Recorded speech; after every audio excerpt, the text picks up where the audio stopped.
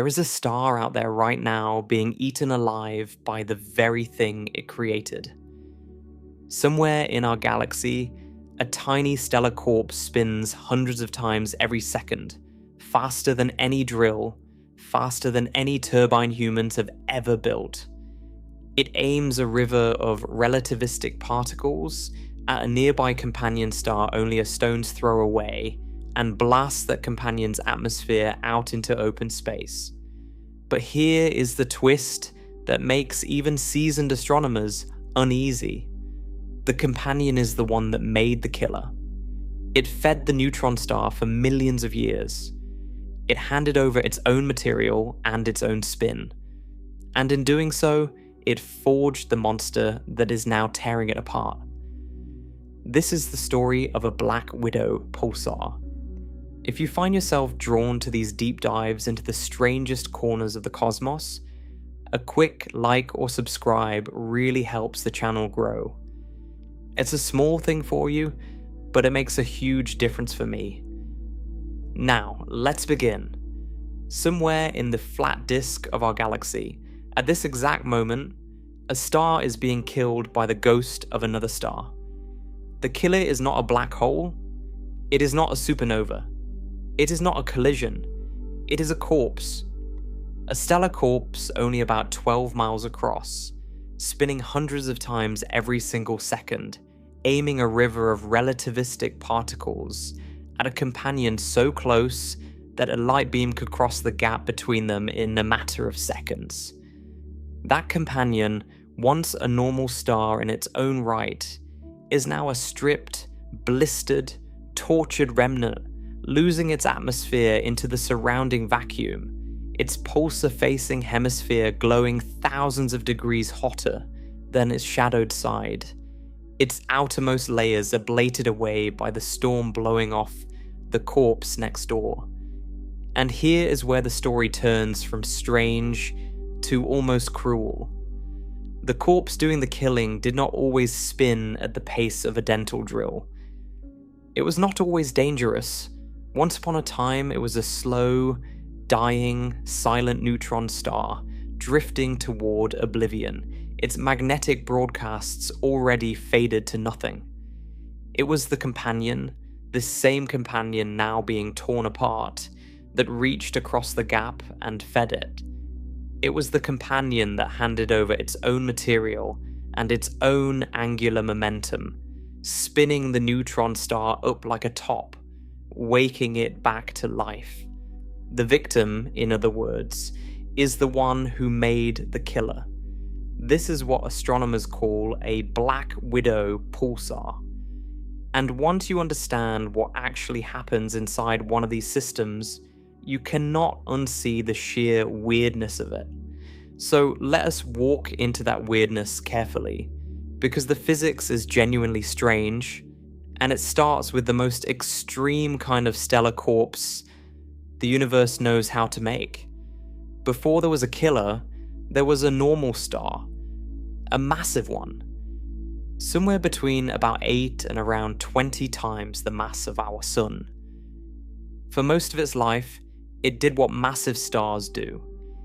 It burned hydrogen in its core, converting it into helium, releasing enormous amounts of energy, holding itself up against its own crushing gravity. When the hydrogen ran out, it fused helium into carbon. When the helium ran out, it fused carbon into oxygen, and on, working through the periodic table, each stage lasting less time than the one before it, each stage requiring higher and higher temperatures.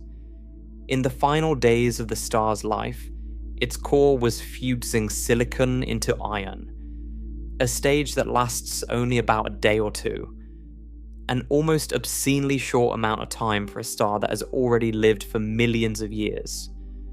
But iron is the end of the line. Iron does not release energy when it fuses. Fusing iron actually costs energy. And so, the moment the core became iron, the star lost the ability to hold itself up. Gravity, which had been patiently waiting for millions of years, finally won. what happened next happened in less than a second. That core collapsed under its own weight. Electrons were crushed into protons, converting them into neutrons and releasing a flood of ghostly particles called neutrinos. The collapse only stopped when the neutrons themselves refused to be squeezed any further, when a quantum mechanical effect called neutron degeneracy pressure finally slammed the brakes on. By that point, an iron core roughly the size of the Earth had been crushed down into a sphere only about 12 miles across. The rest of the star, the enormous outer envelope containing most of its mass, was still hanging in space, unaware for the briefest instant that its foundation had just vanished.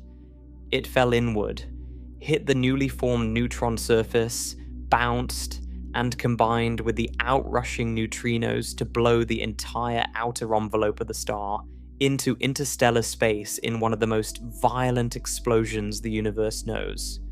A supernova. For a few weeks, a single supernova can outshine an entire galaxy, but that is not the interesting part of the story here. The interesting part is what was left behind at the center of the wreckage. A neutron star, about 12 miles across, roughly the size of a small city, and crammed into that tiny volume was more mass than our entire sun contains. Try to hold that in your head for a moment, because it matters. The sun is about 864,000 miles across. If you took the sun and crushed it down to something you could drive across in 20 minutes, you would have a neutron star. The density is almost impossible to describe with everyday language. A single sugar cube-sized piece of neutron star material, if you could somehow scoop it out and set it on a bathroom scale, would weigh roughly 1 billion tons. Not 1 billion pounds. 1 billion tons. The pressures inside are so extreme that ordinary atoms cannot exist.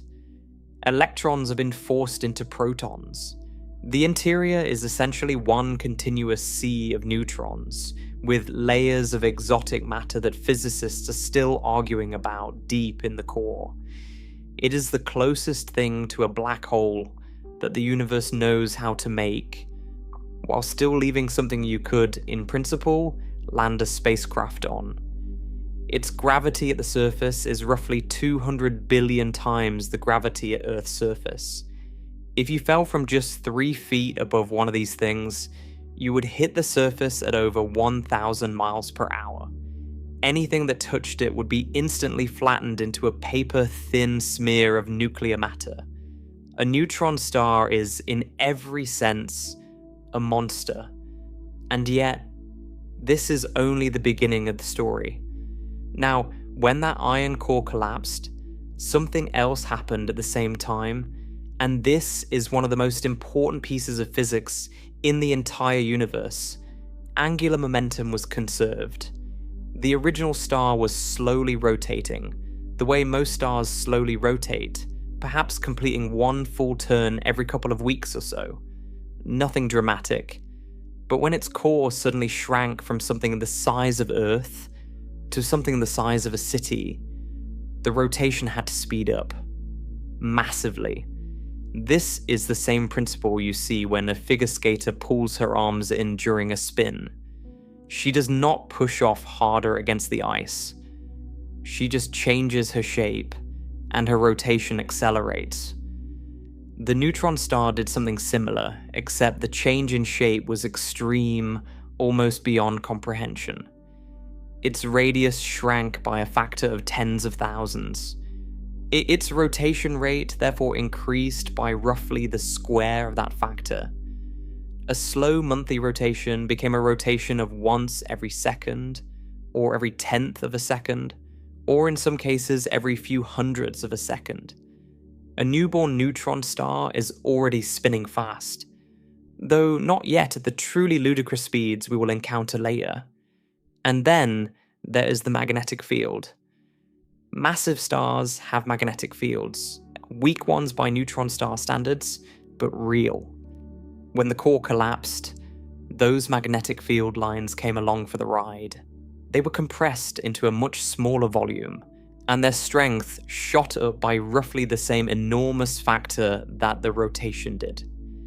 A typical newborn neutron star ends up with a magnetic field around 1 trillion times stronger than Earth's. In some extreme cases, called magnetars, the field can be 1,000 times stronger still. These are the strongest magnetic fields known anywhere in the universe. Nothing else comes close. If you brought a magnetar within 100,000 miles of Earth, its magnetic field alone would wipe every hard drive on the planet, distort the shape of every atom in your body, and rearrange your biochemistry into something no longer capable of being alive. So we now have a small, dense, extremely fast-spinning, extremely magnetized object at the center of a stellar corpse.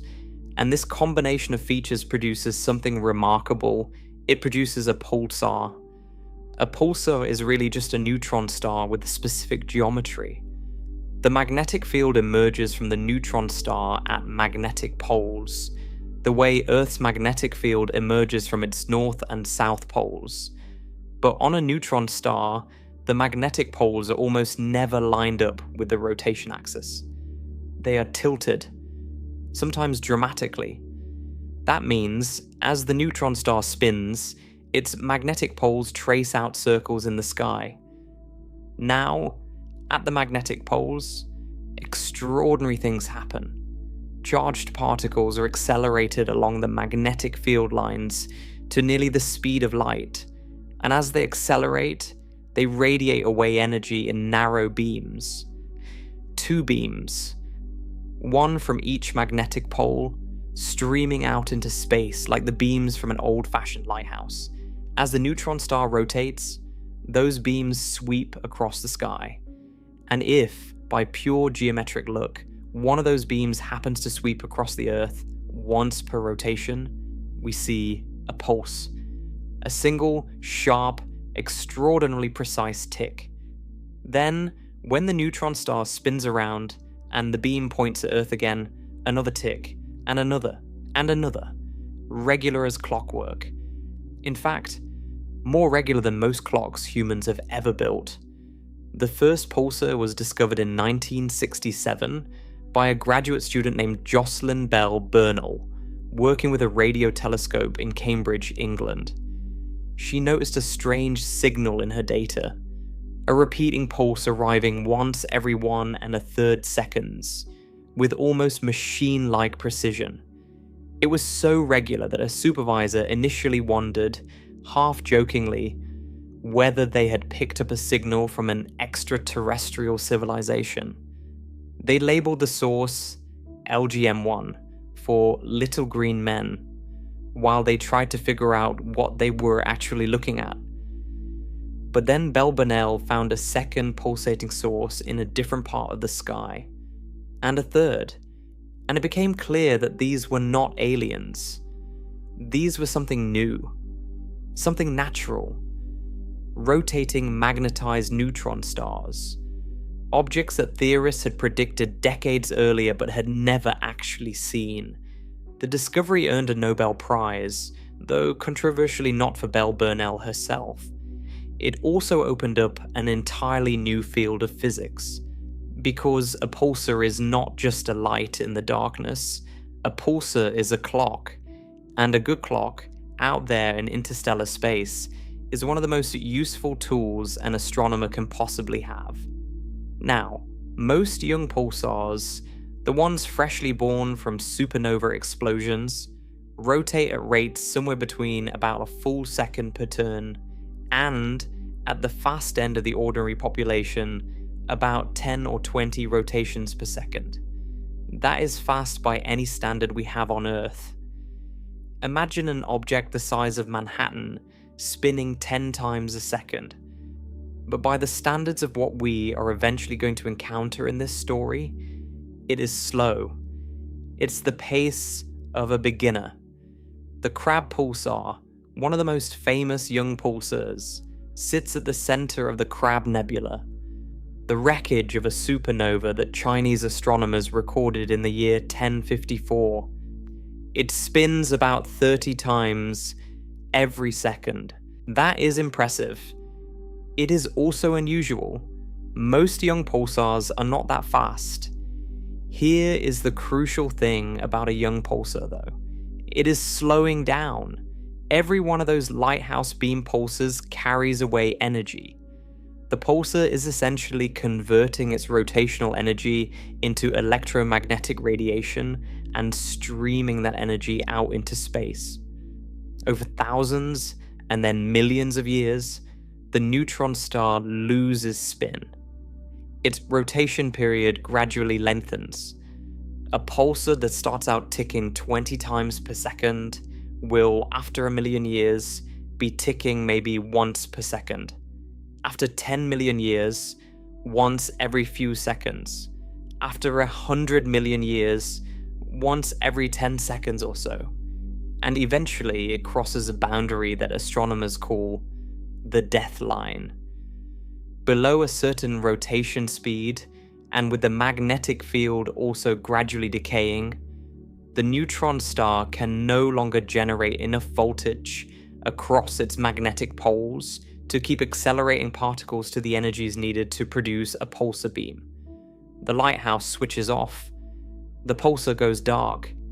It becomes essentially a dead neutron star. Still there. Still spinning slowly. Still enormously dense. But no longer broadcasting. No longer visible as a pulsar at all. And here's a fact worth pausing on. The vast majority of neutron stars that have ever been born in the Milky Way are in this state right now. They are dark, silent, impossible to detect at radio wavelengths. There may be several 100 million neutron stars scattered throughout our galaxy, and only about 3,000 pulsars have ever been observed. The rest are still out there, coasting through space, invisible unless something happens to wake them up. And that is exactly what our story is about. Because sometimes, something does wake them up. Something extraordinary.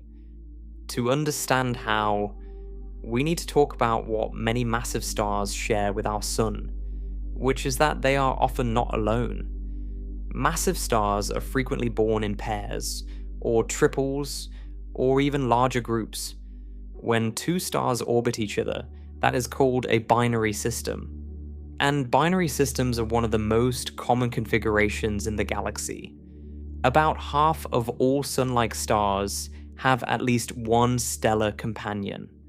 For massive stars, the fraction is even higher.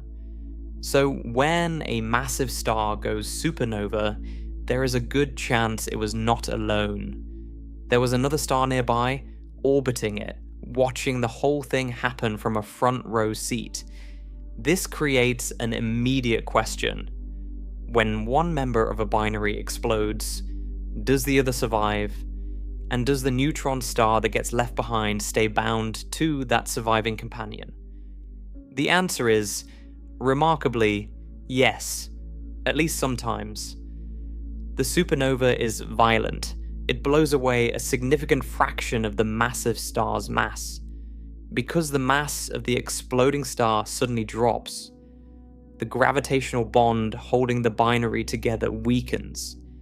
If the binary loses too much mass too quickly, it will fly apart. The neutron star will shoot off in one direction and the companion in the other, never to meet again. But if the geometry is right, and the mass loss is not too catastrophic, the two stars can remain bound. The companion keeps orbiting, though its orbit is now different from what it was before, usually more elongated, and often at a different distance. And the neutron star, that tiny, dense corpse, spinning at the heart of the recent explosion, sits at the other end of that orbit. Two stars, one alive, one dead, still tied together by gravity. For a while, life in such a system can be surprisingly stable.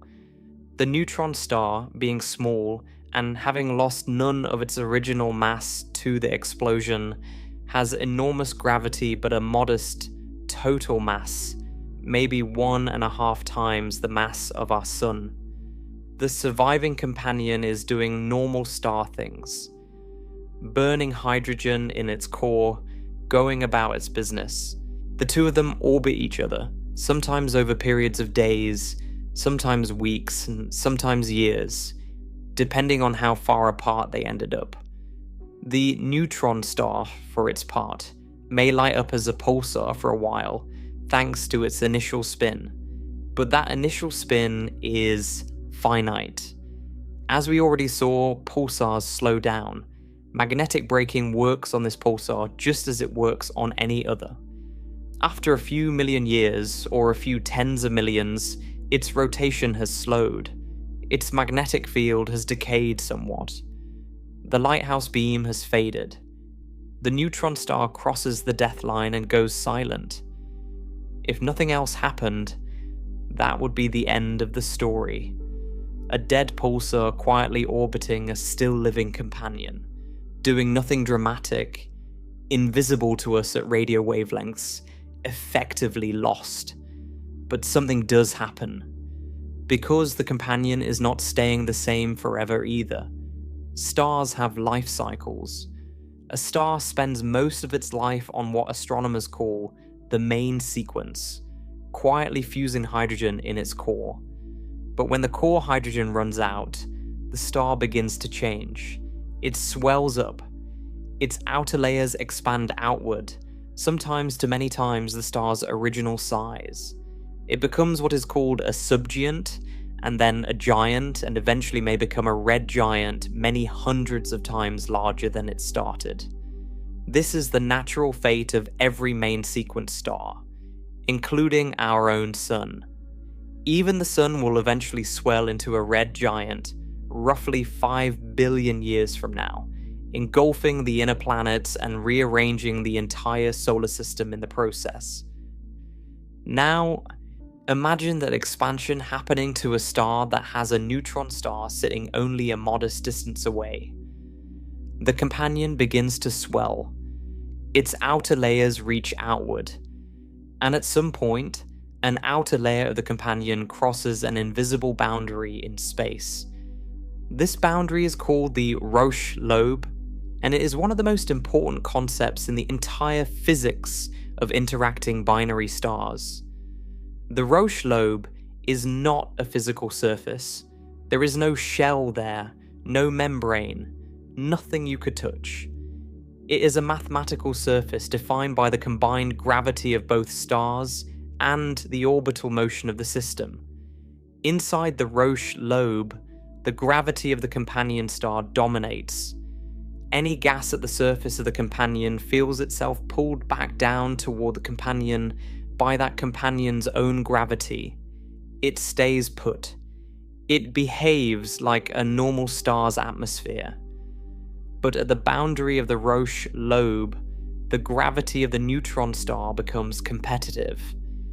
At one specific point called the inner Lagrangian point, the gravitational pull toward the neutron star exactly balances the gravitational pull back toward the companion.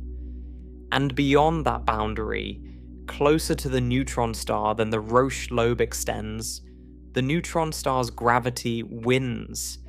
Any gas that finds itself there is no longer bound to the companion.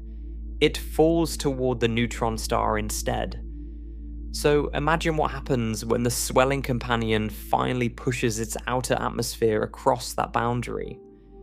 Suddenly, gas at the companion's surface is no longer safely held. A stream of material begins to leak through the inner Lagrangian point, funneling out of the companion and drifting toward the neutron star. This is called Roche-lobe overflow. It is a slow, steady process at first. Just a thin trickle of material crossing from one star to the other. But it changes everything. The dead pulsar, silent for millions of years, is suddenly being fed. A companion star, once minding its own business, has begun to lose its outer layers to a corpse. And that trickle of material, at first almost negligible, is about to grow. Because as more material transfers, the geometry of the system starts to shift and the transfer accelerates. What began as a quiet leak is going to become, over the next 100 million years, one of the most transformative processes in stellar astrophysics. The neutron star is about to be woken up, and when it wakes, it will not be the same object it was before, so the trickle has begun.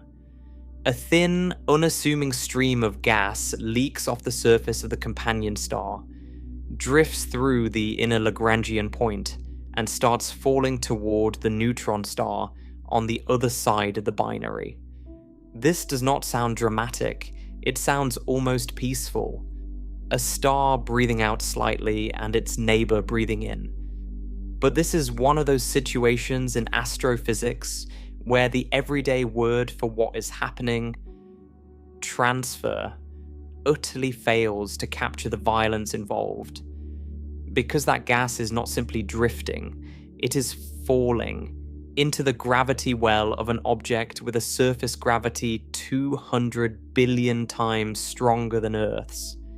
And what happens to a piece of hydrogen gas when it starts falling into such a well is one of the most extreme sequences of events physics knows how to describe. Understanding it is the key to everything that follows. Because in this phase, the neutron star is going to be transformed.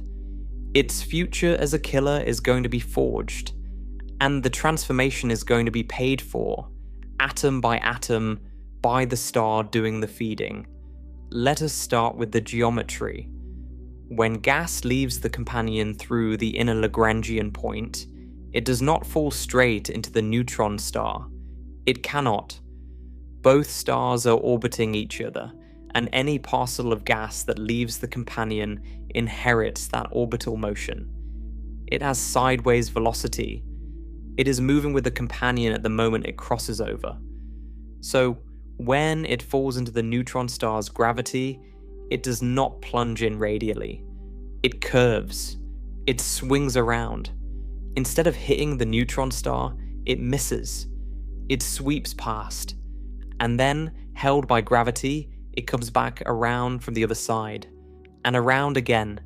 And around again. Over the course of many orbits, the incoming gas forms itself into a disk.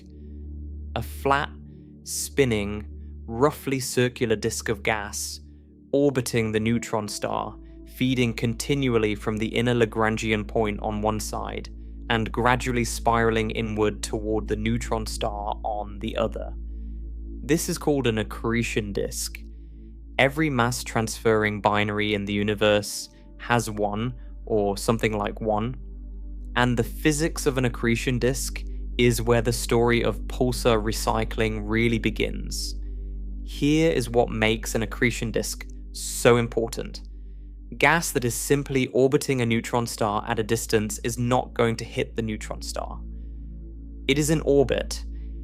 It could stay in orbit forever, in principle. To actually fall onto the surface, the gas has to lose angular momentum. It has to slow down its orbital motion. And in an accretion disk, that is exactly what happens, because the disk is not frictionless.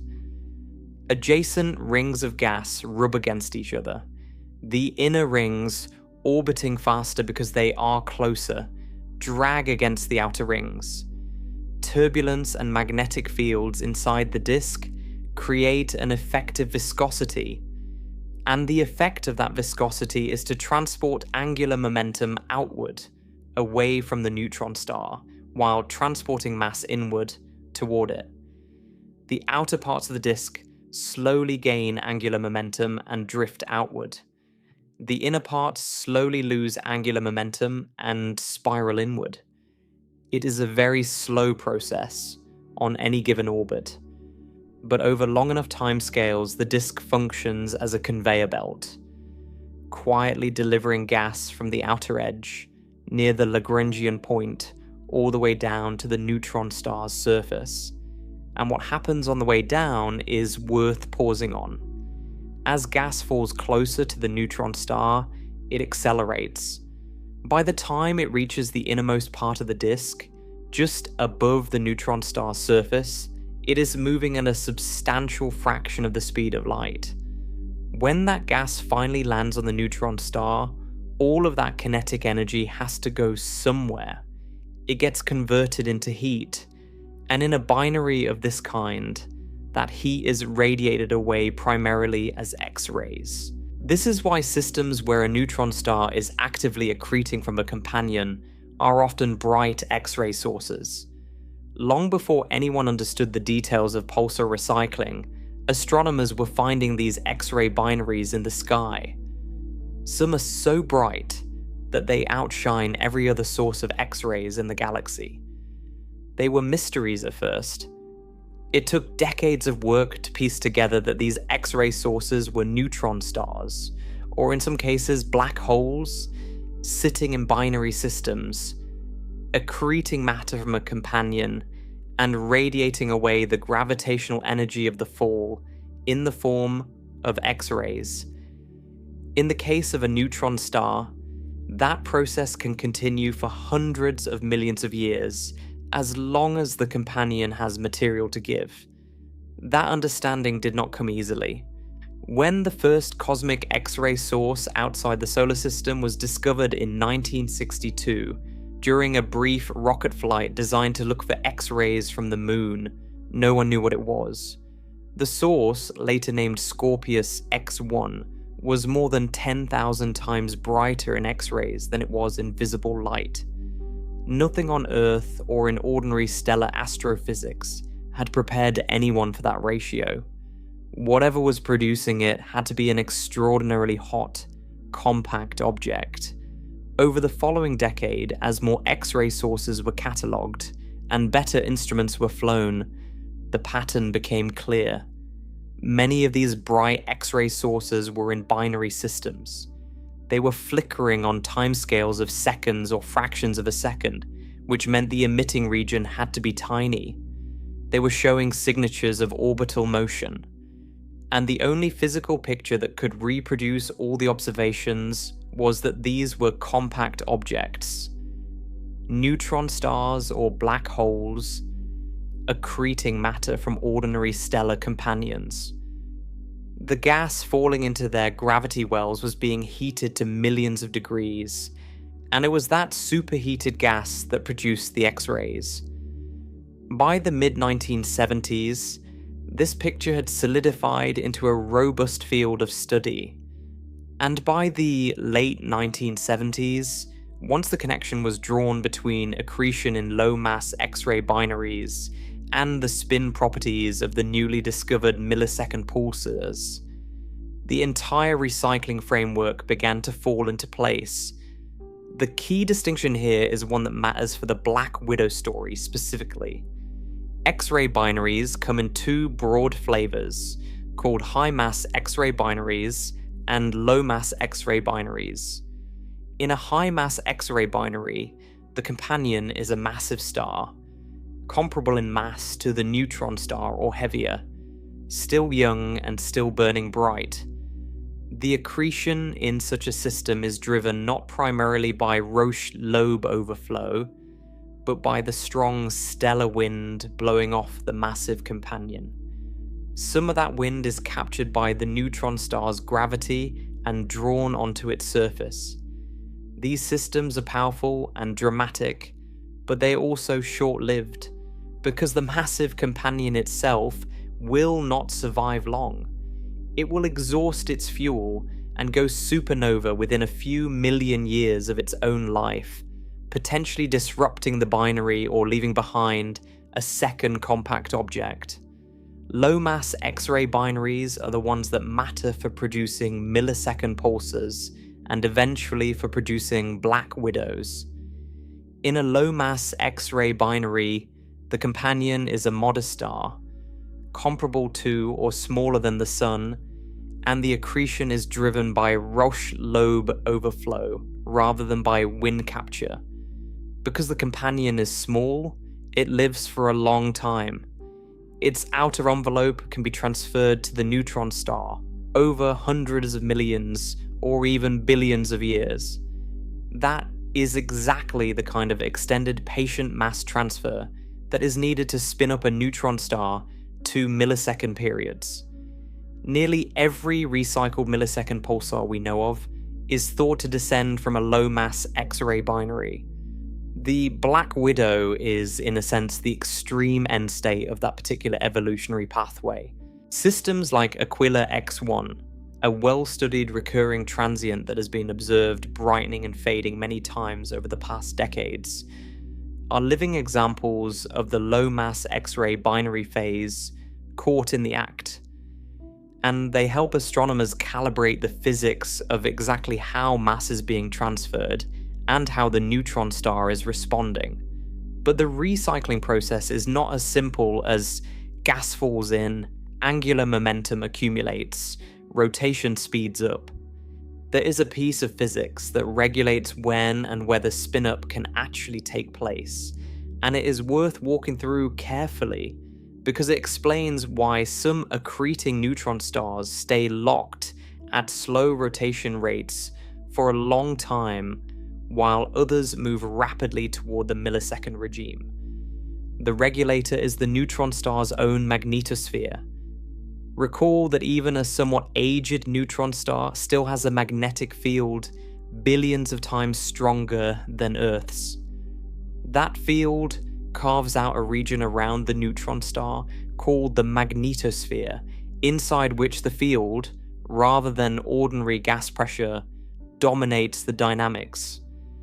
Any gas that tries to fall into the magnetosphere gets captured by the magnetic field lines and channeled along them, funneled onto specific spots on the neutron star's magnetic poles, rather than landing uniformly across the surface. The size of the magnetosphere depends on how strong the field is and how much mass is falling in. When the mass accretion rate is high, the incoming gas can push the magnetosphere in close to the neutron star's surface. When the accretion rate drops, the magnetosphere expands outward. Now consider what happens if the neutron star is still rotating relatively fast, and its magnetosphere extends well beyond the point where infalling gas would ordinarily circularize into an orbit. The magnetic field, rotating with the neutron star, is sweeping through the region where the accretion disk would like to be. Its inner edge is moving faster than the local Keplerian orbital speed. Any gas that tries to reach the inner disk encounters not a landing zone, but a rotating magnetic wall moving too fast to catch it. Instead of the gas depositing its material on the neutron star, the rotating magnetic field acts like a centrifuge. It flings the incoming gas back outward. This is called the propeller phase. During a propeller phase, accretion is suppressed. The neutron star does not gain mass efficiently. It does not gain angular momentum efficiently. In fact, the interaction can even slow the neutron star's rotation because the rotating magnetosphere is doing work on the gas it is flinging away.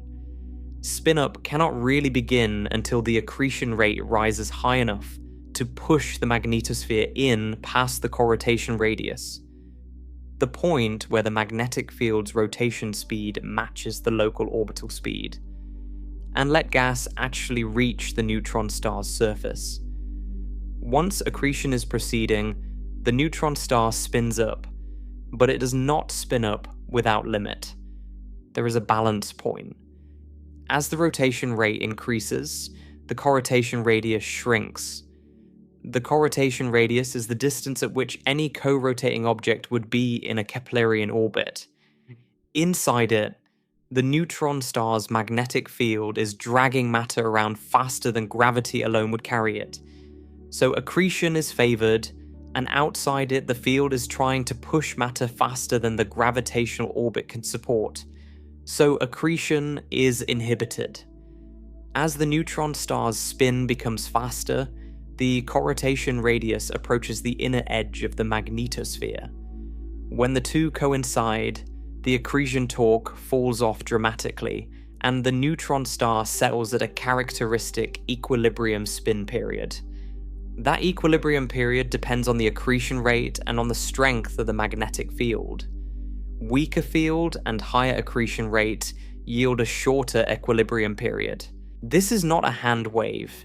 It is the piece of physics that explains why recycled millisecond pulsars end up with the specific range of spin periods that we observe, rather than either much slower or much faster values. The neutron star is not spinning up as fast as it possibly can. It is spinning up until the accretion torque is balanced by the magnetic torque at the equilibrium radius, and then it holds there.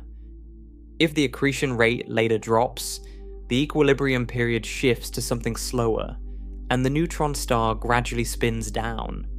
If the accretion rate rises, the equilibrium period shifts to something faster, and the spin-up resumes.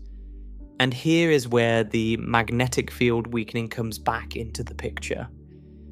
Because the equilibrium spin period depends inversely on the accretion rate to some power, and directly on the magnetic field strength to another power, a neutron star with a very weak magnetic field can settle at a very short equilibrium period, in the millisecond range. A neutron star with a stronger magnetic field settles at a slower equilibrium. So the field weakening that occurs during accretion is not just a curiosity. It is an essential ingredient in what makes millisecond spin-up possible at all. A neutron star that never had its field weakened by accretion would top out at a much slower equilibrium period, even with sustained mass transfer. It is the combination of weakened field and sustained accretion that lets the equilibrium period drop into the millisecond range. Once the accretion finally ends, the neutron star is left at whatever spin period it had reached, which for the extreme cases is the ludicrous rotational rates we have been discussing. That subtle dance, accretion rate against magnetospheric radius, propeller phases interrupting the spin-up, equilibrium spin period slowly shifting as the field decays, is the invisible machinery underneath the whole story. From the outside, in the raw observational data, all we see is that some neutron stars come out of X-ray binaries as millisecond pulsars, and that some fraction of those go on to become black widow systems. But underneath, the physics has been carefully setting the dials all along. But X-rays are just a byproduct. The real transformation happening here is something more subtle and, for our story, much more important. Every parcel of gas that comes spiraling in through the accretion disk and finally lands on the neutron star's surface delivers something along with its mass. It delivers angular momentum. Remember, the gas has been orbiting the neutron star. It has been moving sideways. When it finally lands, it lands moving in the direction of the neutron star's rotation. And that means it gives the neutron star a tiny kick, in the sense of spinning it up. Now, one atom of gas landing on a neutron star does essentially nothing. A neutron star is very, very massive. It is not going to notice a single hydrogen atom hitting it. But this is not one atom. This is an accretion disk that has been continuously flowing for hundreds of millions of years. It is a river of gas, and every particle in that river deposits its little bit of angular momentum onto the surface of the neutron star. Multiply that by an unimaginable number of particles, and you have a real, sustained torque, a steady, patient force twisting the neutron star, always in the same direction, gently accelerating its rotation. Over enough time, that torque adds up enormously. To see how much, think about how the neutron star started out. When we left it at the end of the previous phase, it was a dead pulsar. It had been born maybe hundreds of millions of years ago, spinning perhaps 10 or 20 times per second at birth. Since then, magnetic braking had been slowing it down. By the time the companion began overflowing its Roche-lobe, the neutron star was likely rotating once every several seconds, or slower. Then, the accretion started, slowly, over the geologic timescales that only stars know how to reckon with. The neutron star began to spin faster, not because it was pushing off against anything, not because its internal physics changed, but simply because every drop of accreted material handed it a little more angular momentum. After 1,000,000 years of steady accretion, its rotation period might have shrunk from several seconds to a single second. After 10 million years, to 1/10 of a second. After 100 million years, to 100th of a second. After longer still, and with sufficient mass transfer, the rotation period can shrink to a few thousandths of a second, in some cases only a couple thousandths. This is what astronomers mean by pulsar recycling. A dead pulsar, brought back to life, wound up like a top, and set spinning at rates that dwarf anything it could ever have reached at birth. Not by resurrection, not by some new supernova, by steady, patient theft. The end state of this process is one of the most extraordinary objects in the universe. It is called a millisecond pulsar, and the number in the name is doing a lot of work. A millisecond is 1,000th of a second. A millisecond pulsar rotates once every few thousandths of a second, sometimes once every 1.5 thousandths of a second. That means it is completing several hundred rotations every single second. The current record holder rotates at around 716 times per second. Try to actually picture that. An object with more mass than our entire sun, packed into a volume the size of a city, spinning 716 times every second. Every point on its surface is being flung around at a speed of about 45,000 kilometers per second at the equator. That is roughly 15% of the speed of light. This is not a mathematical abstraction. It is a real, physical object, out there, right now, doing this. Its equatorial surface is nearly relativistic, and it has been doing this steadily for hundreds of millions of years. For a while, physicists were not even sure this should be possible. There ought to be a limit. If you spin any object fast enough, the centrifugal effect at the equator eventually overcomes gravity and the object tears itself apart. For a neutron star, that limit, often called the breakup frequency, depends on its precise mass and radius, and on the still uncertain physics of the ultra-dense matter inside. Most models put the theoretical maximum somewhere in the vicinity of a rotation period below 1 millisecond, corresponding to between roughly 1,000 and 1,500 rotations per second, depending on the assumed equation of state. So the fastest known millisecond pulsars are running at rotation rates within a factor of 2 or so of the theoretical breakup limit. They are living, or perhaps we should say spinning, right at the edge of what physics allows for a stable object made of matter. There is another consequence of all that accretion, and it is a subtle one that matters for the Black Widow story. Along with all that angular momentum, the neutron star is also receiving mass. Every gram of gas that lands on its surface stays there. Over hundreds of millions of years, that mass adds up. A neutron star that started life with, say, 1 4/10 of the sun, its mass could easily grow to 1 8/10, or in extreme cases, arguably beyond 2 solar masses.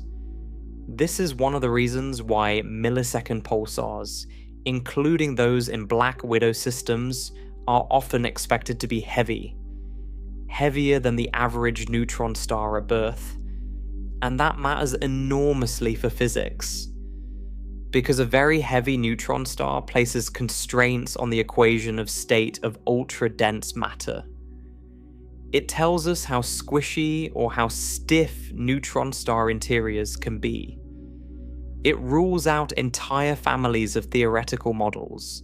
Some Black Widow pulsars in particular have been reported at very high masses, in some cases with best estimates near or above 2 solar masses. These numbers are important, but they come with real modeling uncertainties, and no single mass measurement in a Black Widow system should be treated as more definitive than it is. Still, the general picture holds.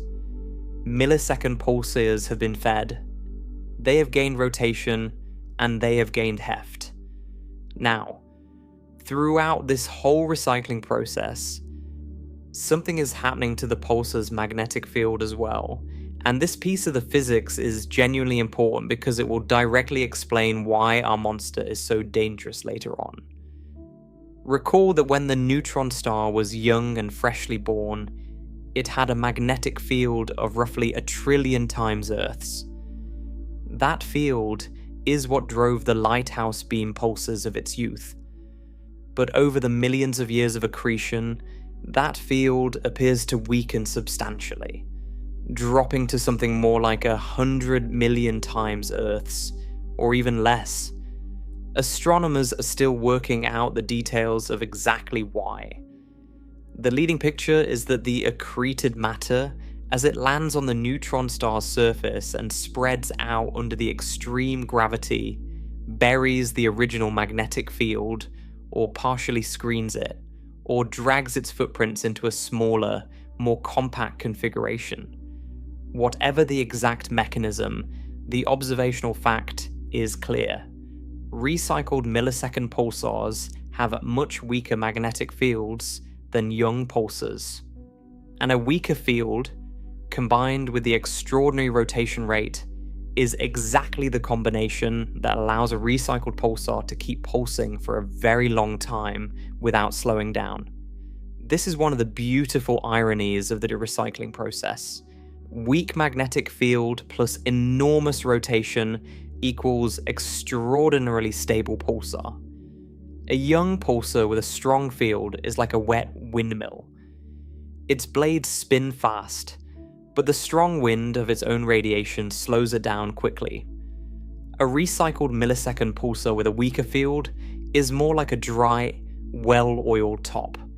It loses only tiny amounts of rotational energy on each turn, and so once you spin it up to a millisecond period, it can stay near that period for billions of years. Meanwhile, its enormous rotation rate makes it visible as a pulsar again, because now the mechanism that produces the lighthouse beam can operate even without a very strong field. The pulsar has been resurrected, and it is more precise, more long-lived, and in many ways more remarkable than it ever was in its youth. But now let us come back to the binary, because throughout all this time, we have not just been changing the neutron star, we have been changing the companion too, and we have been changing the orbit itself. Every drop of mass that transfers from the companion to the neutron star has consequences. Mass is being physically moved from one star to the other. Angular momentum is being redistributed. Some of it goes into the neutron star's spin, which is our headline story, but some of it stays in the orbit, redistributing itself between the two stars in ways that depend on which star is heavier and by how much. In a binary where mass flows from the lighter star to the heavier one, the orbit widens. In a binary where mass flows from the heavier star to the lighter one, the orbit narrows. And that is not the only way the orbit can shrink. Mass can also leave the binary system entirely, taking angular momentum with it. Magnetic fields threading through the outer layers of the companion can grab hold of any wind blowing off its surface and drag that wind around with the companion's rotation, effectively siphoning angular momentum out of the system. This process is called magnetic braking, and it acts on the orbit as a whole, gradually pulling the two stars closer together over long timescales. Over hundreds of millions of years, this combination of effects can dramatically transform a binary. Companions can be reduced to a fraction of their original mass, sometimes to a small fraction of a percent of it. Orbits can shrink from days or weeks down to hours. Two stars that started out well separated can end up close enough that a beam of light could cross the gap between them in less than a minute. And here is a subtle point that matters enormously for the Black Widow story. Once the companion has been substantially eroded, once it has given up most of its outer envelope to the neutron star, and its remaining mass has fallen well below the mass of the Sun, its ability to sustain massive Roche-lobe overflow starts to change. The internal structure of what is left is different. It is no longer a normal main sequence star. It may be a partially stripped stellar core, or a semi-degenerate object where quantum mechanical pressure supports the interior. It might be as small in mass as a fraction of the mass of Jupiter, though structured quite unlike Jupiter. And crucially, its ability to keep feeding the neutron star at the same rate declines. The accretion rate falls off. The mighty river of gas becomes a stream, becomes a trickle, becomes something that might switch off entirely for long stretches. And that is where a completely different mechanism switches on inside the neutron star. Because as long as accretion is proceeding vigorously, the neutron star is accretion powered.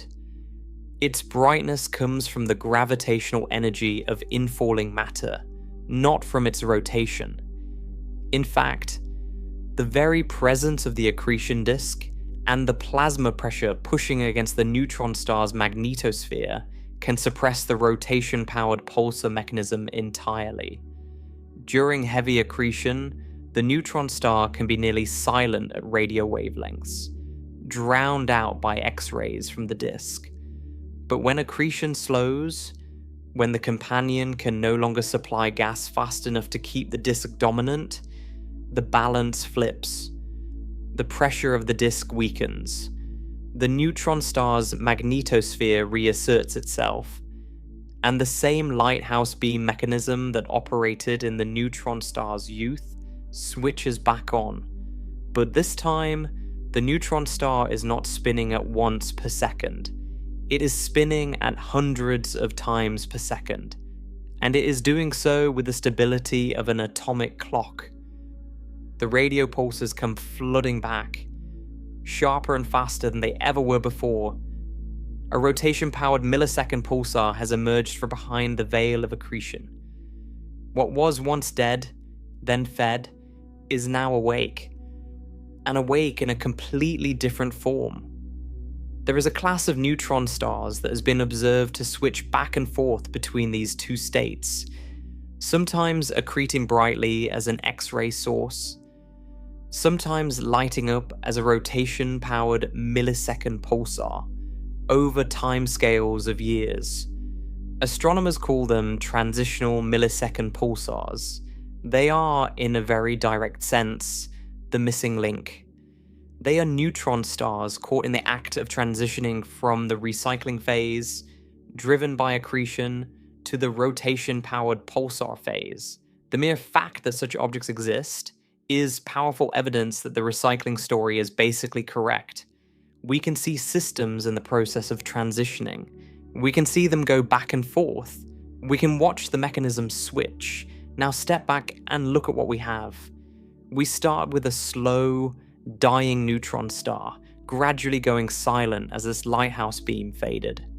We introduced a companion, swollen and old, reaching out across the boundary of his Roche-lobe. Gas began to flow. An accretion disk formed. over hundreds of millions of years that gas carried mass and angular momentum onto the neutron star's surface, gradually winding it up like a top. Its rotation rate climbed from once per second to 100 times per second to hundreds of times per second. Its magnetic field weakened. Its total mass grew. Eventually, the accretion started to fade, the disk pressure dropped, and the rotation-powered pulsar mechanism reawakened. But it was no longer the same pulsar it had been. It was now a millisecond pulsar. A tiny, dense, city-sized object with more mass than the Sun, spinning several hundred times every second, harboring a colossal reservoir of rotational kinetic energy. That energy reservoir is enormous. If you total up the rotational kinetic energy of a fast-spinning millisecond pulsar, you get a number comparable to the total energy the Sun emits over tens of billions of years, all locked up in the rotation of one object 12 miles across. And this is the part that changes the whole nature of the binary. Because from now on, the neutron star is no longer at the mercy of its companion. It is not just sitting there catching whatever gas is offered. It has become an engine. A rotation-powered engine with an enormous store of angular momentum that it can slowly convert into radiation, into particles, into wind. And that engine is going to keep running for billions of years. It has no fuel to burn out. It is not fusing anything. It is simply spinning. And its spin is enough to power an entire relativistic outflow into the surrounding space. The neutron star is no longer waiting for the companion to feed it. It has been transformed into something that can, and now will, act on its own. The companion, meanwhile, is very different from the star it once was. It has given up most of its original mass. It sits stripped, small, low in mass, sometimes with strange chemistry, sometimes hardly more than a hot stellar core wrapped in a thin outer layer. It has also become tidally locked to the neutron star, always presenting the same face toward its powerful neighbor. And it is close, shockingly close. In some systems, the entire orbit fits inside a distance much smaller than the Sun-Mercury gap. A full orbit can take only a few hours. Now imagine this arrangement.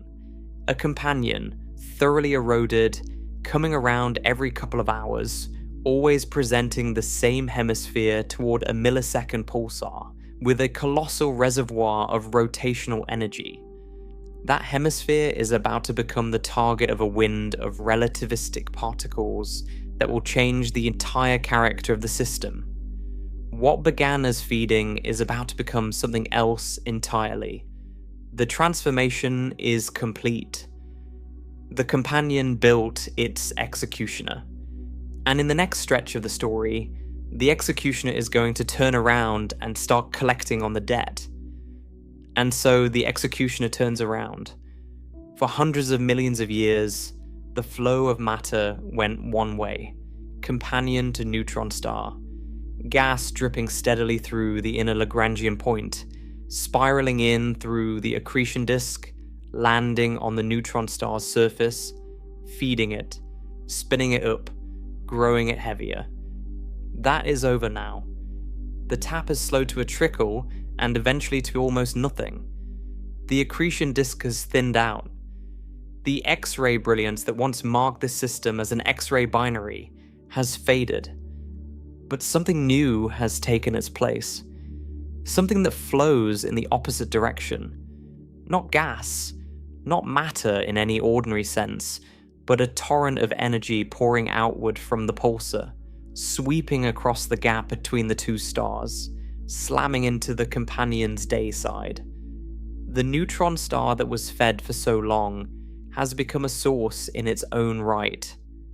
And what it is now emitting is one of the strangest forms of wind the universe knows how to produce. To understand why the companion is doomed to slow, patient erosion, we have to understand exactly what this wind is, how compact the arena in which it operates is, and what happens when a river of relativistic energy meets a small, fragile stellar remnant only a stone's throw away.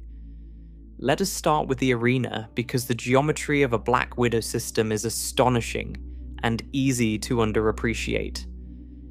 When we picture the sun and the planets, we picture a vast space. Mercury, the innermost planet, orbits at an average distance of about 36 million miles from the sun. Earth orbits at 93 million miles. Neptune, the outermost planet, is nearly 3 billion miles out. Even the closest planet is much farther from the sun than most people intuitively assume. Now shrink that entire picture. Take the two stars in a black widow system and place them not just closer than Mercury and the sun, but far closer. In many black widow systems, the companion and the millisecond pulsar are separated by only a small fraction of the sun-Mercury distance. The whole binary would sit comfortably inside the innermost solar system, with room to spare. The orbital period is on the order of hours.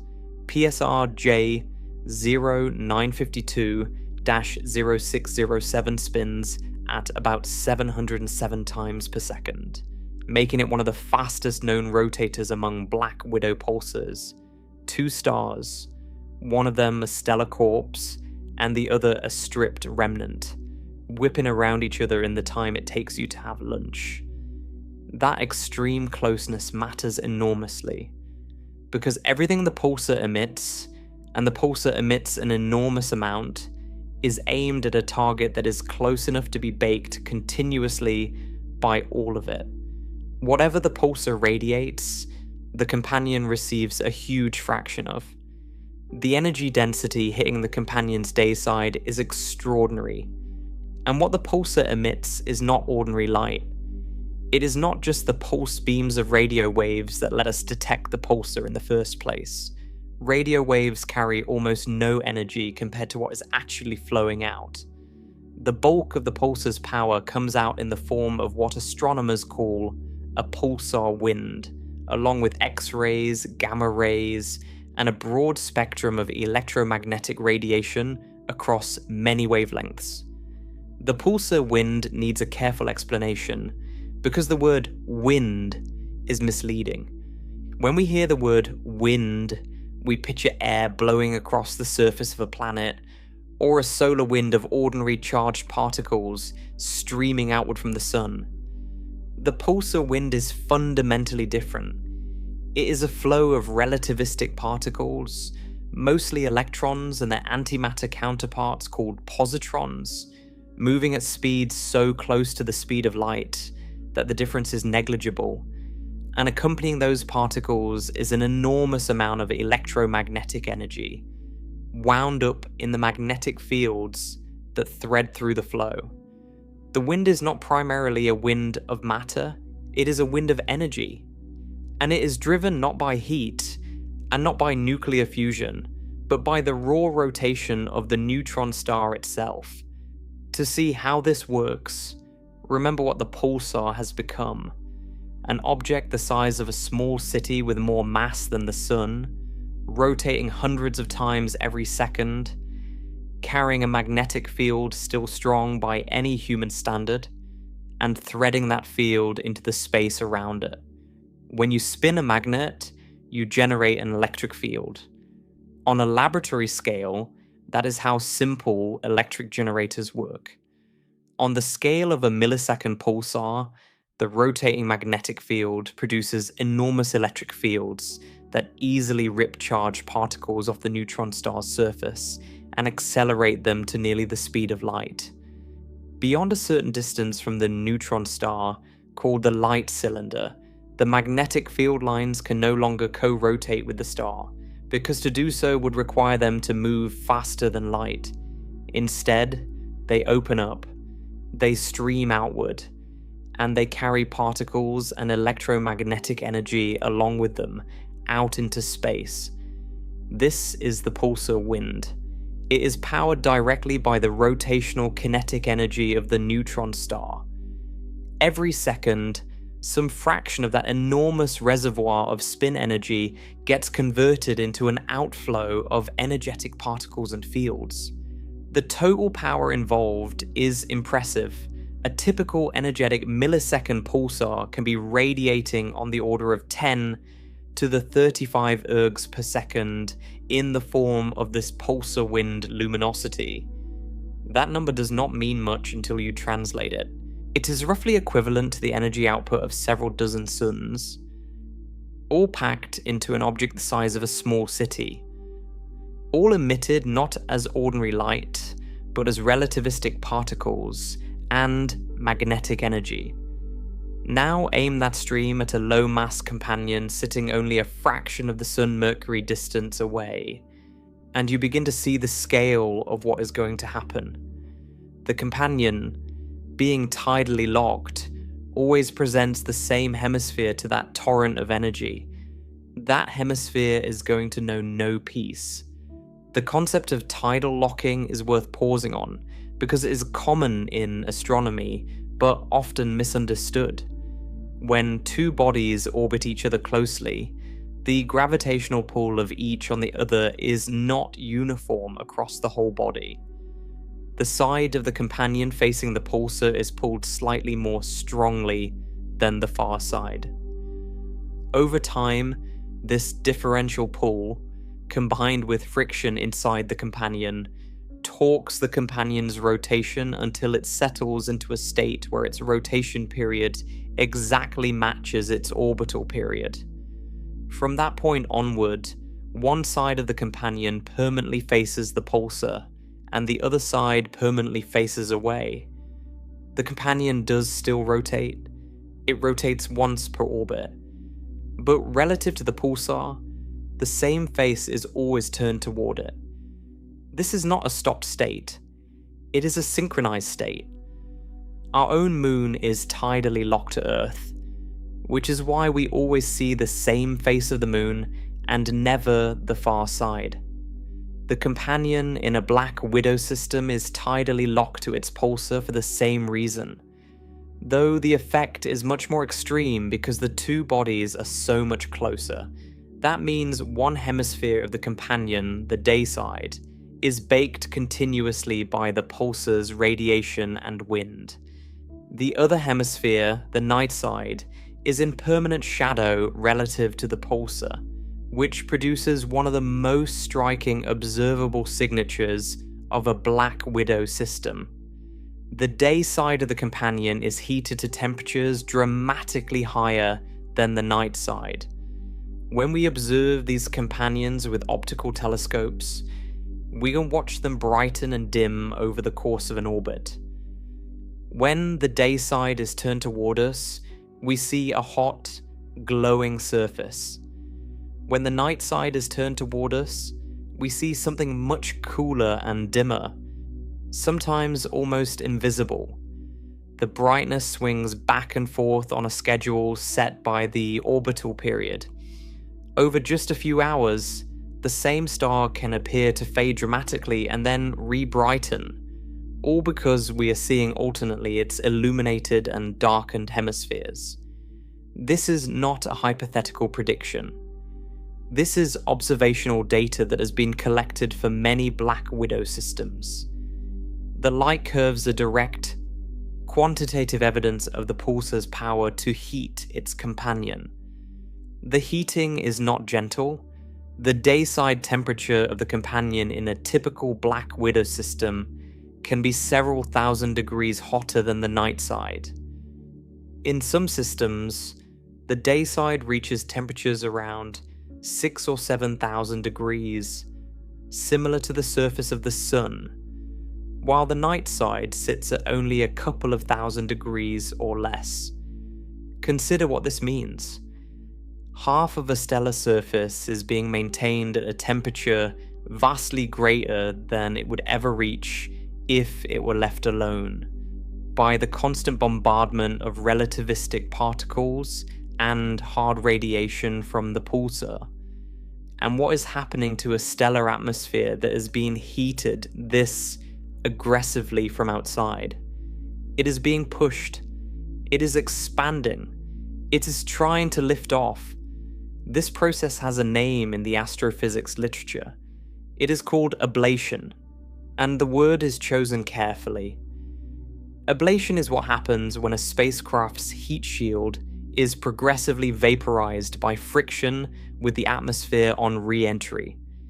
It is what happens when a laser slowly eats away at a piece of metal by heating its surface until it evaporates. In a black widow system, the pulsar's radiation and wind are ablating the companion, layer by layer, atmosphere by atmosphere. The outermost material of the companion is being heated, ionized, lifted off the surface, and driven away from the star. This is different from the earlier phase of the story. It is not accretion in reverse. The pulsar is not directly reaching out and pulling material off the companion.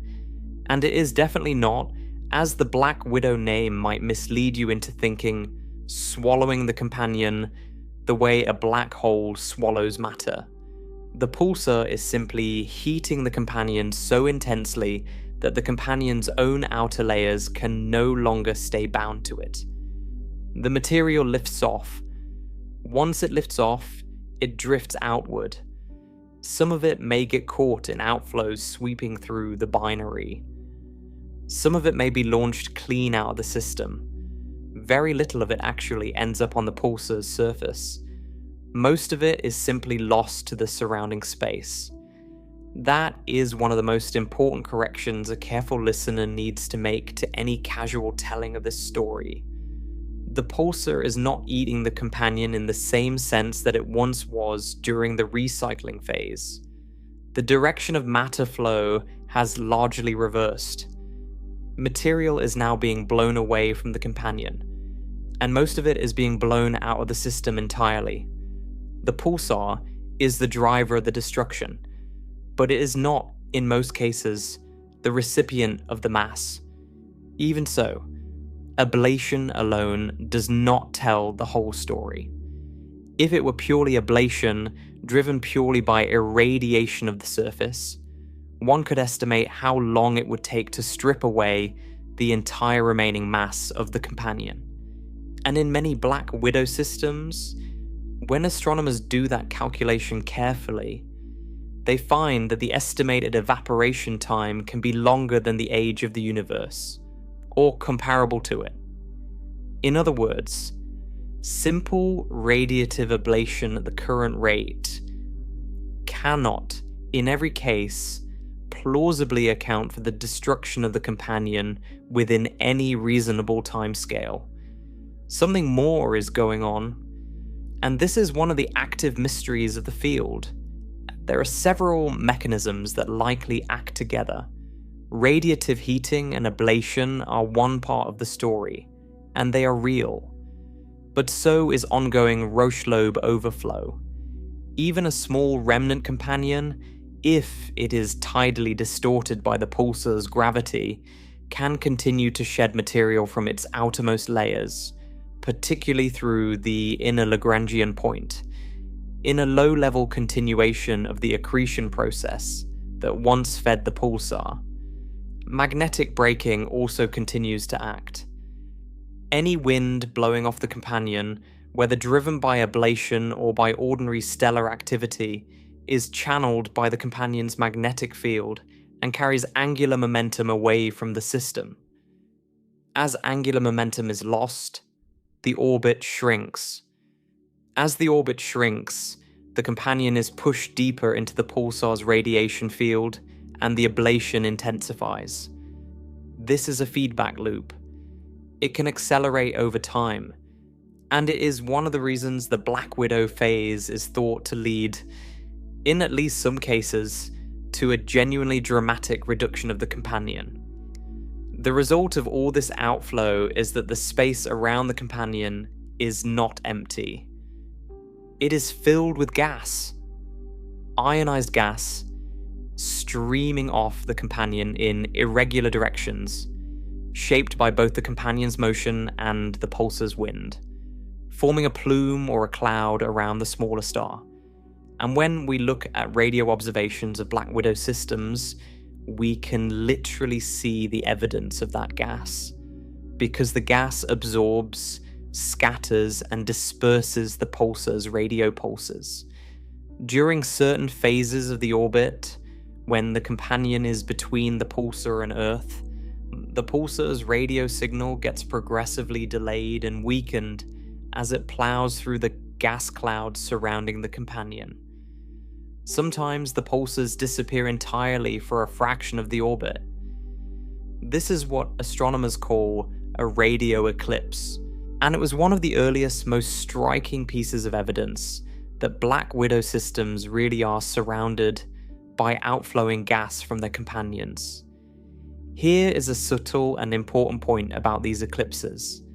The companion itself is small.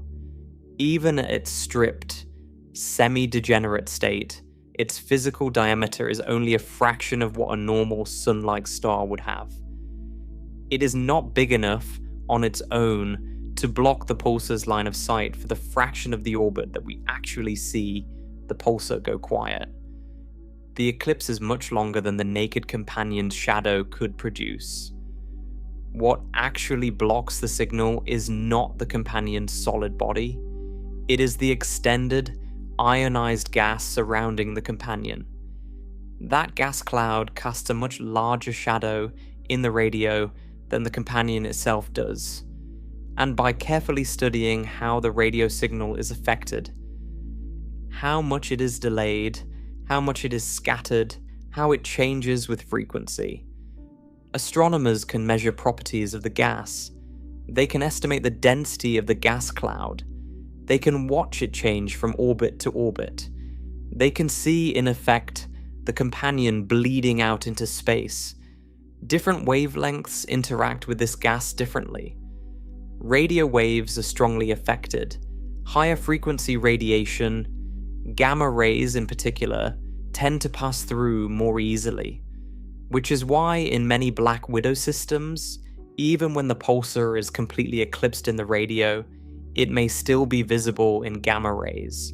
The intense gamma ray emission of many Black Widow pulsars is one of the most useful ways astronomers have of finding them in the first place.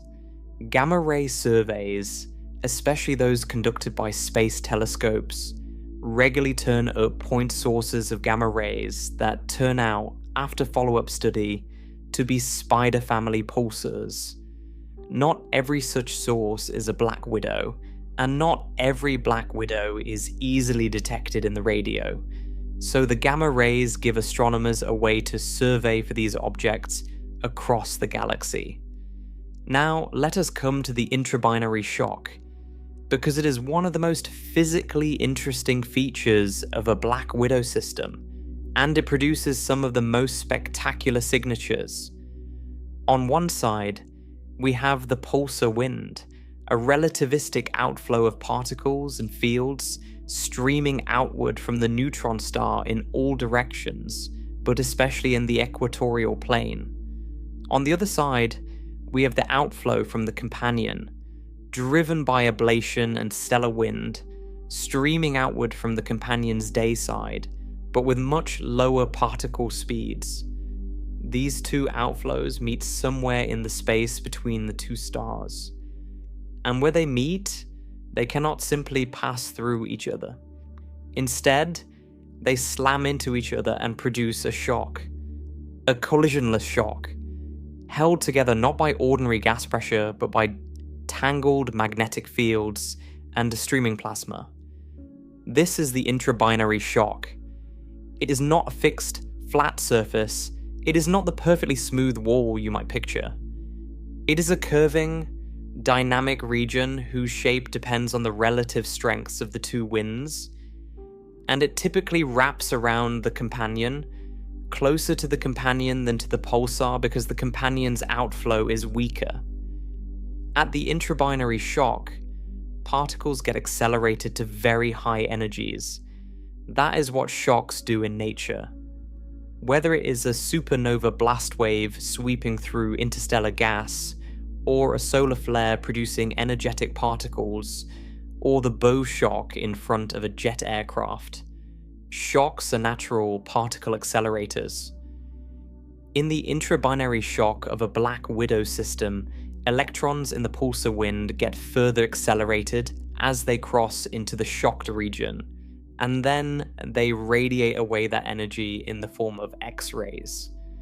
This is non-thermal emission, which just means it is not being produced by a hot gas at a well-defined temperature. It is being produced by relativistic particles losing energy in magnetic fields. And when we observe black widow systems and X-rays, we can see a component of the emission that varies with orbital phase, brightening when the shock geometry is favorable and fading when it is not. That variation lets us map, indirectly, the shape and orientation of the shock. The shock geometry changes with orbital phase because as the two stars go around each other, our viewing angle onto the shocked region changes.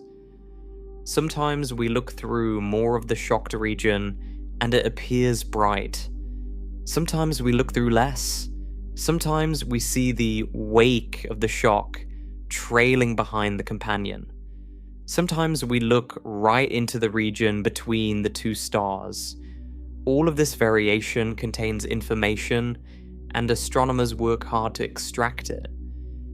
The intrabinary shock is our best window into the physics of the pulsar wind itself, because it shows us what happens when that wind runs into something. The exact standoff distance where the shock forms is set by pressure balance. On the pulsar's side, the ram pressure of the relativistic wind falls off with the square of the distance from the neutron star. On the companion side, the outflow pressure falls off with distance from the companion. Where the two pressures are equal, the shock sits.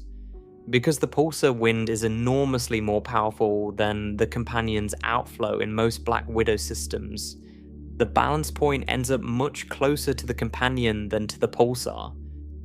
Sometimes only a small fraction of the orbital separation above the companion's surface. Sit for a moment with the total picture of what is happening.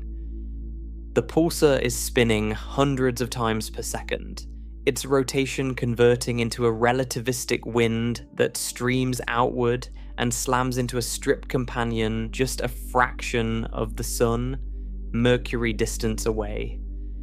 The companion is heated on one side to thousands of degrees hotter than the other, its outer layers being lifted off and driven away, forming an extended cloud of gas around it. That cloud eclipses the pulsar's radio pulses during part of every orbit, delaying and scattering them in a way that reveals its density and structure. Meanwhile, the pulsar wind and the companion's outflow collide in a shock that accelerates particles and glows in X-rays. And the orbit itself is being slowly tightened by ongoing angular momentum loss, from continued Roche-lobe overflow, from magnetic braking, from mass leaving the system. The companion is shrinking, the orbit is shrinking, the ablation is intensifying, the shock is strengthening. Every effect feeds every other effect. This is why calling the Black Widow system just an evaporating companion misses the point. It is not just evaporation. It is a coupled, self-reinforcing system, with the pulsar's rotational energy driving the whole cascade, and with the companion's own response feeding back into the geometry that determines how effectively the pulsar can go on driving. It is a machine, in a sense, in which the destruction of one component is powered by the rotational energy stolen from that same component long ago. And in the next stretch of the story, we will look at what actually happens to that companion in the long run, whether it can survive, and what the whole spectacle tells us about the deepest physics of matter under conditions that no laboratory on Earth can ever reproduce. Now, the question that has been hanging over this entire story finally has to be faced. What is the companion actually becoming? And what is going to happen to it in the end? Because for all the drama of the pulsar wind, and the intrabinary shock, and the radio eclipses, and the day side glowing thousands of degrees hotter than the night side, there is a colder, harder question underneath all of it. Will there be a companion at all, 1 billion years from now? Or will the Black Widow phase end the way its name implies? With the pulsar left alone in space, its meal long since dispersed to the interstellar medium, ticking away in solitary silence? The honest answer, the answer the current state of astrophysics actually supports, is that we do not know for certain in any given case. And the reason we do not know is genuinely interesting, because it goes to the heart of what these systems are, what they can teach us, and where the edges of our knowledge run out. Start with what the companion has become physically. When the story began, the companion was a normal star. Depending on the specific system, it might have started life with somewhere between about 1/10 and a couple of times the mass of our sun.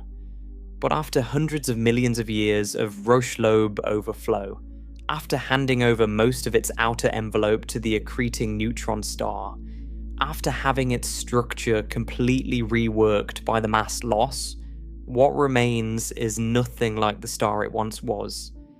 In many Black Widow systems, the mass of the companion has been reduced to somewhere between about 10,000ths and a few hundredths of the mass of the sun. To put that in perspective, 100th of a solar mass is roughly 10 times the mass of Jupiter.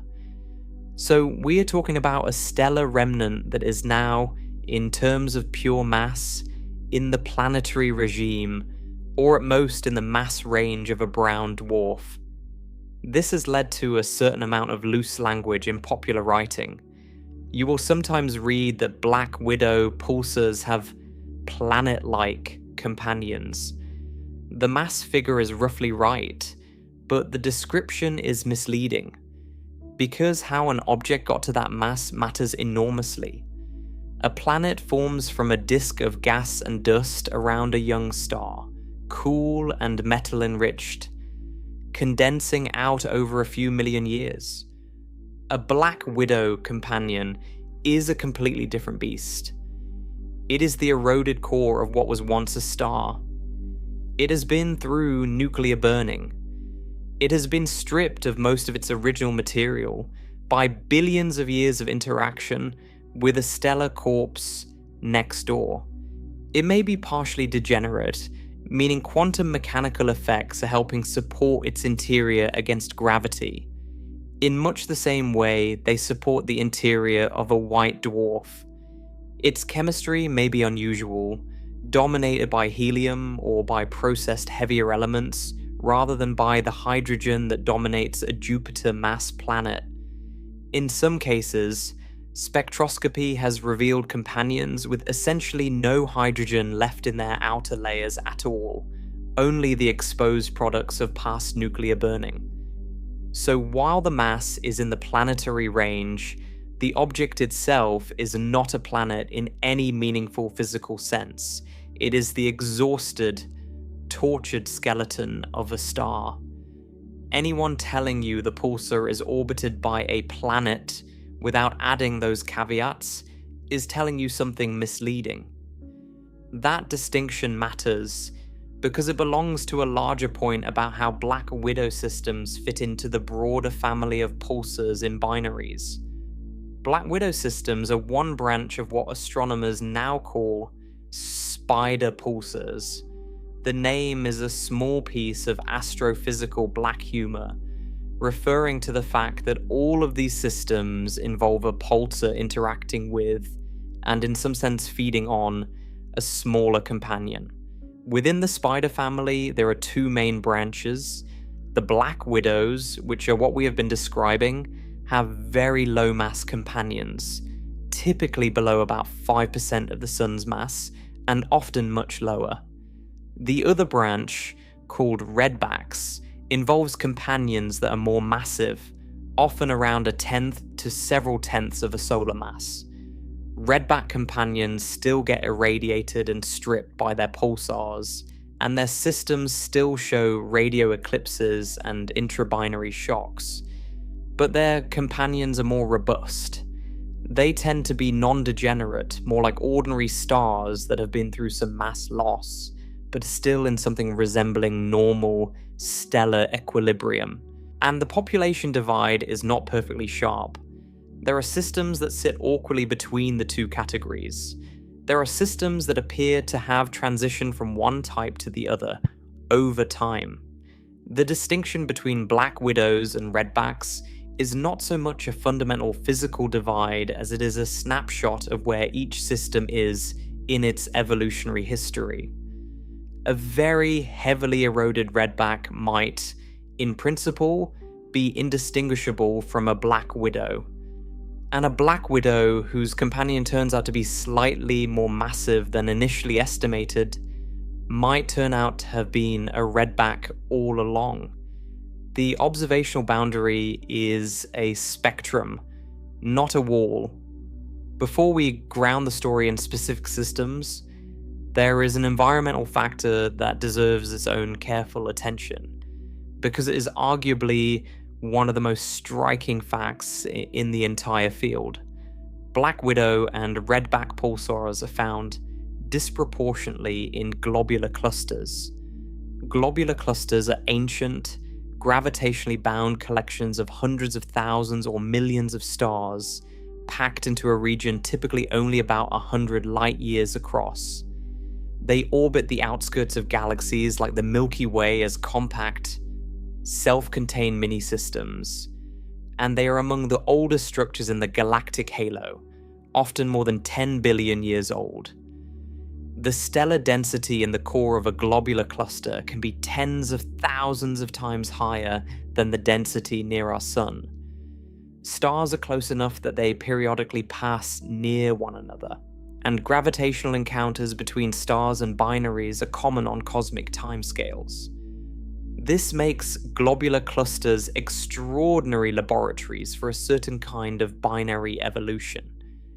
In an isolated part of the galaxy, the only way to end up with a black widow system is to start with a binary containing a suitable massive star and a companion, have the massive star go supernova without disrupting the binary, and then evolve through the low-mass X-ray binary phase into a millisecond pulsar with a heavily eroded companion.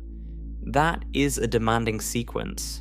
Many binaries do not survive their supernova.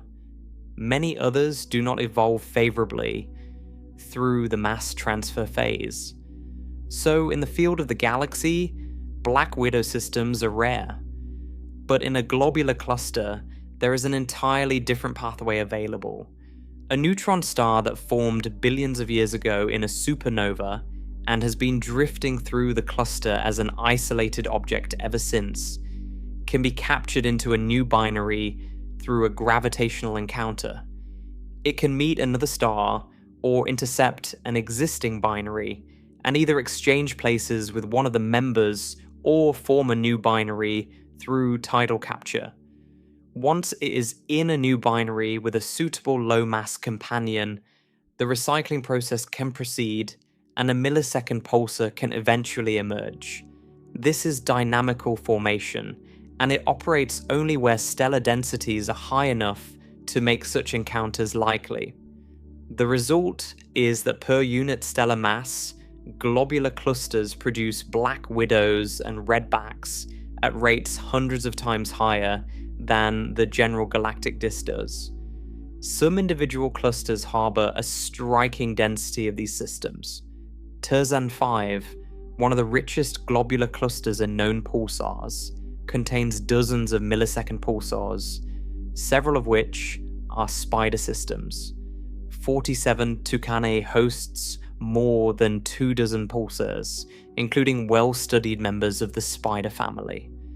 Studying these cluster populations is one of the most productive ways to learn about black widow evolution, because in a single cluster you can see many systems at different stages of the process, all of which formed under broadly similar conditions.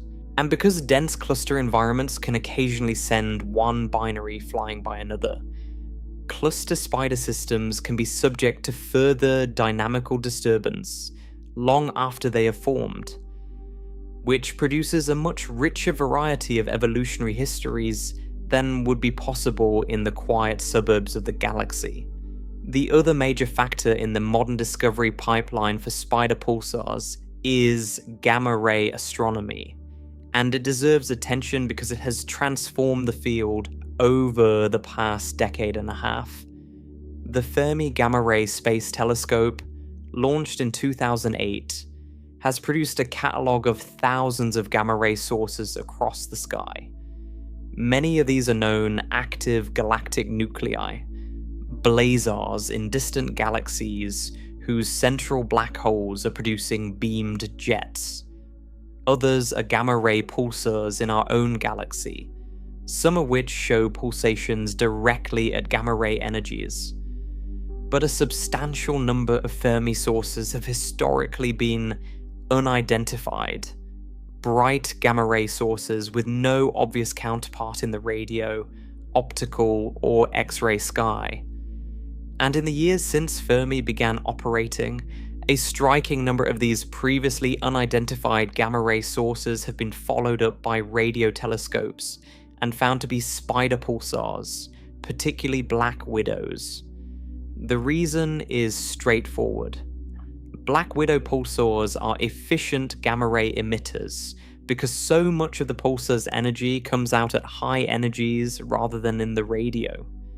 Their radio pulses may be eclipsed for large fractions of the orbit, or may be so scattered by intervening plasma that they are hard to detect from a single sky survey. But their gamma-ray emission passes through the plasma cloud around the companion without being significantly absorbed. So it is visible essentially continuously. That makes gamma rays a wonderful way to first spot these systems, after which targeted radio and optical follow-up can confirm what they are. Two specific systems, along with the discovery template PSR-B 1957 plus 20, illustrate the range that Black Widow systems cover, and it is worth introducing each briefly. PSR-J 1311. Dash 3430 is one of the most extreme Black Widow systems known.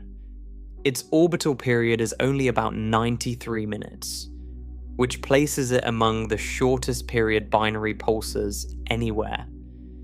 In such a compact orbit, the companion is being irradiated at extraordinarily high intensity, and the system is a natural laboratory for testing our understanding of extreme ablation.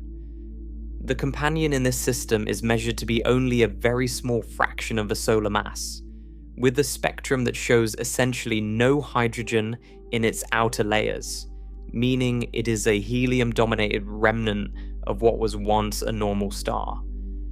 PSR-J 0952-0607 is the current holder of the record for fastest known rotation among Black Widow pulsars, spinning at about 707 times per second, and is also the source of some of the highest mass claims for a neutron star, with best fit values in some analyses reaching above 2 solar masses. That claim is important precisely because such a high mass, if correct, places strong constraints on the equation of state of ultra-dense matter, but it is also important to be careful. As discussed earlier, mass measurements in Black Widow systems rely on modeling assumptions about the irradiated companion, and different assumptions can yield different values.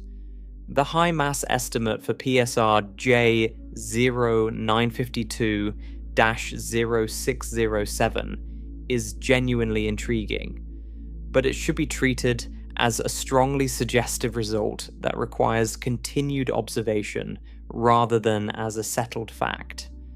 And I mentioned these systems briefly, not to turn this into a catalogue, but to give you the sense that the family is real, that many of its members have been carefully studied, and that no two are identical. Some are fastest, some are most compact, some are most extreme in their inferred masses. Each contributes something particular to what we understand about the whole class. There is another wrinkle worth mentioning, because it goes to how Black Widow systems are situated in the broader story of pulsar evolution. Orbital period changes have been detected in a number of Black Widow systems, and these changes are not uniform. Some Black Widow orbits appear to be shrinking slowly, which would be consistent with ongoing angular momentum loss through magnetic braking and mass ejection. Others appear to be widening, or to show quasi-periodic variations in orbital period on timescales of years or decades. The best current explanation for the variable ones is that the companion, being heavily magnetically active and having a strong wind driven by irradiation, undergoes changes in its own internal quadrupole moment, essentially small redistributions of mass inside the companion that alter the gravitational torque on the orbit. This effect, sometimes called the Applegate mechanism after the theorist who first developed it in detail, is one of the reasons why simply extrapolating current orbital changes to predict a long-term future is dangerous. What looks like steady orbital decay over a decade might be part of a longer oscillation. What looks like widening might reverse. This is another way in which the ultimate fate of any specific Black Widow system remains uncertain even when we have decades of high-precision timing on it. The system is dynamic, and the dynamics are not fully understood. Given that, it is worth grounding this whole story in a specific system, because the abstractions are hard to hold onto without a concrete example. The one to reach for is the original. In 1988, an object called PSRB 1957+20 was discovered. It was a millisecond pulsar in a binary, rotating about 622 times per second, orbiting a companion of only about 2% of the mass of the Sun in a period of a little more than 9.5 hours. What was extraordinary about it was not just its speed. It was the pattern of radio eclipses. For a substantial fraction of every orbit, the pulsar's radio signal disappeared entirely. And for even longer, the signal was delayed and scattered in a way that clearly indicated ionized gas between the pulsar and Earth. The eclipse duration was far too long to be caused by the naked body of the companion. There had to be an extended cloud of gas surrounding the small star, blocking or distorting the radio waves. And the natural explanation, worked out over the following years, was that the pulsar's radiation and wind were driving material off the companion, wrapping the system in a plume of gas that eclipsed the pulsar every time it passed between us and the companion. This was the discovery that gave the whole class its name. It was the first system where astronomers could actually see, through their radio observations, evidence that the pulsar was eating away at its companion, and the Black Widow analogy was drawn accordingly. Every Black Widow system discovered since is understood in relation to this template. There are now dozens of known Black Widow systems in the Milky Way, and the general picture is held up. The pulsar is fast, the companion is stripped and low in mass. The orbit is compact, usually a few hours. Radio eclipses and X-ray emission from the intrabinary shock are common signatures. The details vary, but the physics is recognizable across the population. The reason astronomers care so much about these systems is not just that they are dramatic, it is that they let us do something we cannot do anywhere else in physics. They let us measure very massive neutron stars, and from those measurements, they let us probe the equation of state of matter at densities far beyond anything we can create in a laboratory. To see how, remember that recycled millisecond pulsars have often been accreting for hundreds of millions of years, and each gram of accreted material stayed on the neutron star. Over that time, the neutron star can grow substantially. Some black widow pulsars have been reported with best fit masses of around 2 solar masses, and in a few cases, headline claims have gone somewhat higher. If those measurements are correct, they place important limits on what neutron star matter can be. Because a neutron star is not held up by ordinary thermal pressure. It is held up by the resistance of ultra-dense nuclear matter to being squeezed. If nuclear matter were relatively soft, meaning it responded to compression by squishing rather than pushing back hard, then above a certain mass, a neutron star would simply collapse into a black hole. The maximum possible mass for a stable neutron star depends directly on the physics of its interior. So every confirmed high-mass neutron star sets a floor on how stiff the equation of state has to be. Overly soft models get ruled out. Extreme states of matter that might exist in the innermost core, free quarks, exotic condensates, various hypothesized phases that no laboratory can ever produce, get either constrained or excluded, depending on the details. But now, the caveats. And in a story like this, the caveats matter as much as the headlines. Measuring the mass of a neutron star in a black widow system is not straightforward. The technique relies on optical observations of the companion. Because the companion is tidally locked and irradiated on one side, its motion around the center of mass reveals itself through spectral lines that shift back and forth with the orbital period. From the amplitude of that shift, combined with the orbital period, and combined with an estimate of the orbital inclination, together with pulsar timing that constrains the pulsar's own motion, you can extract the mass ratio between the two stars, and from that, the mass of the pulsar. All of that works in principle. But the companion is not a uniformly glowing sphere. Its day side is thousands of degrees hotter than its night side. The optical light we observe is weighted toward the hotter regions. That means the center of the spectrum shift is not the true center of the companion. It is offset toward the day side. If you do not correct for that offset, if you assume the companion is a uniform sphere, you can systematically overestimate how fast the companion is moving, which translates into overestimating the pulsar mass. Modern analyses use sophisticated models that account for asymmetric heating, shock geometry, tidal distortion, and other complications. But those models are still models, and different modeling assumptions can produce meaningfully different mass estimates.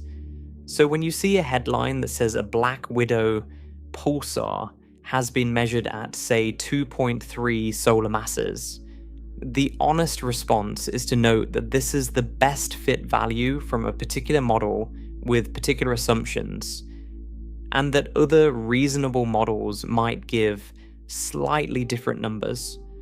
The general lesson holds: some recycled pulsars are heavy, but no single mass estimate in a black widow system right now is settled beyond reasonable question. And the more massive the reported pulsar, the more important it becomes to check the modeling before treating the number as gospel. Even with those caveats, the picture that emerges is remarkable. Neutron stars can be pushed by accretion in the right circumstances up to masses that press against the theoretical ceiling of what neutron matter can support. That fact rules out some models of the interior. It supports others. It leaves open a rich set of possibilities that observational astronomy will keep narrowing over the coming decades, especially as more Black Widow systems are discovered, and as radio, optical, and gamma-ray facilities keep improving. Every additional careful measurement moves the field forward. Now come back to the central question. Where does this all end? The pulsar is spinning at hundreds of times per second. Its rotational energy reservoir is enormous, and its magnetic field is weak enough that it barely spins down. It could keep pulsing at essentially its current rate for billions of years. There is no fuel it can run out of. There is no evolutionary clock it is racing against. The pulsar itself, from the pulsar's own perspective, has an almost unlimited future. But the companion does not. The companion is being irradiated. It is losing mass. Its outer layers are being lifted off and dispersed into the surrounding space. Its orbit is being slowly reshaped by angular momentum loss. What are the possible endings? There are, broadly, several. The first possibility, and the one implied by the Black Widow name, is complete evaporation.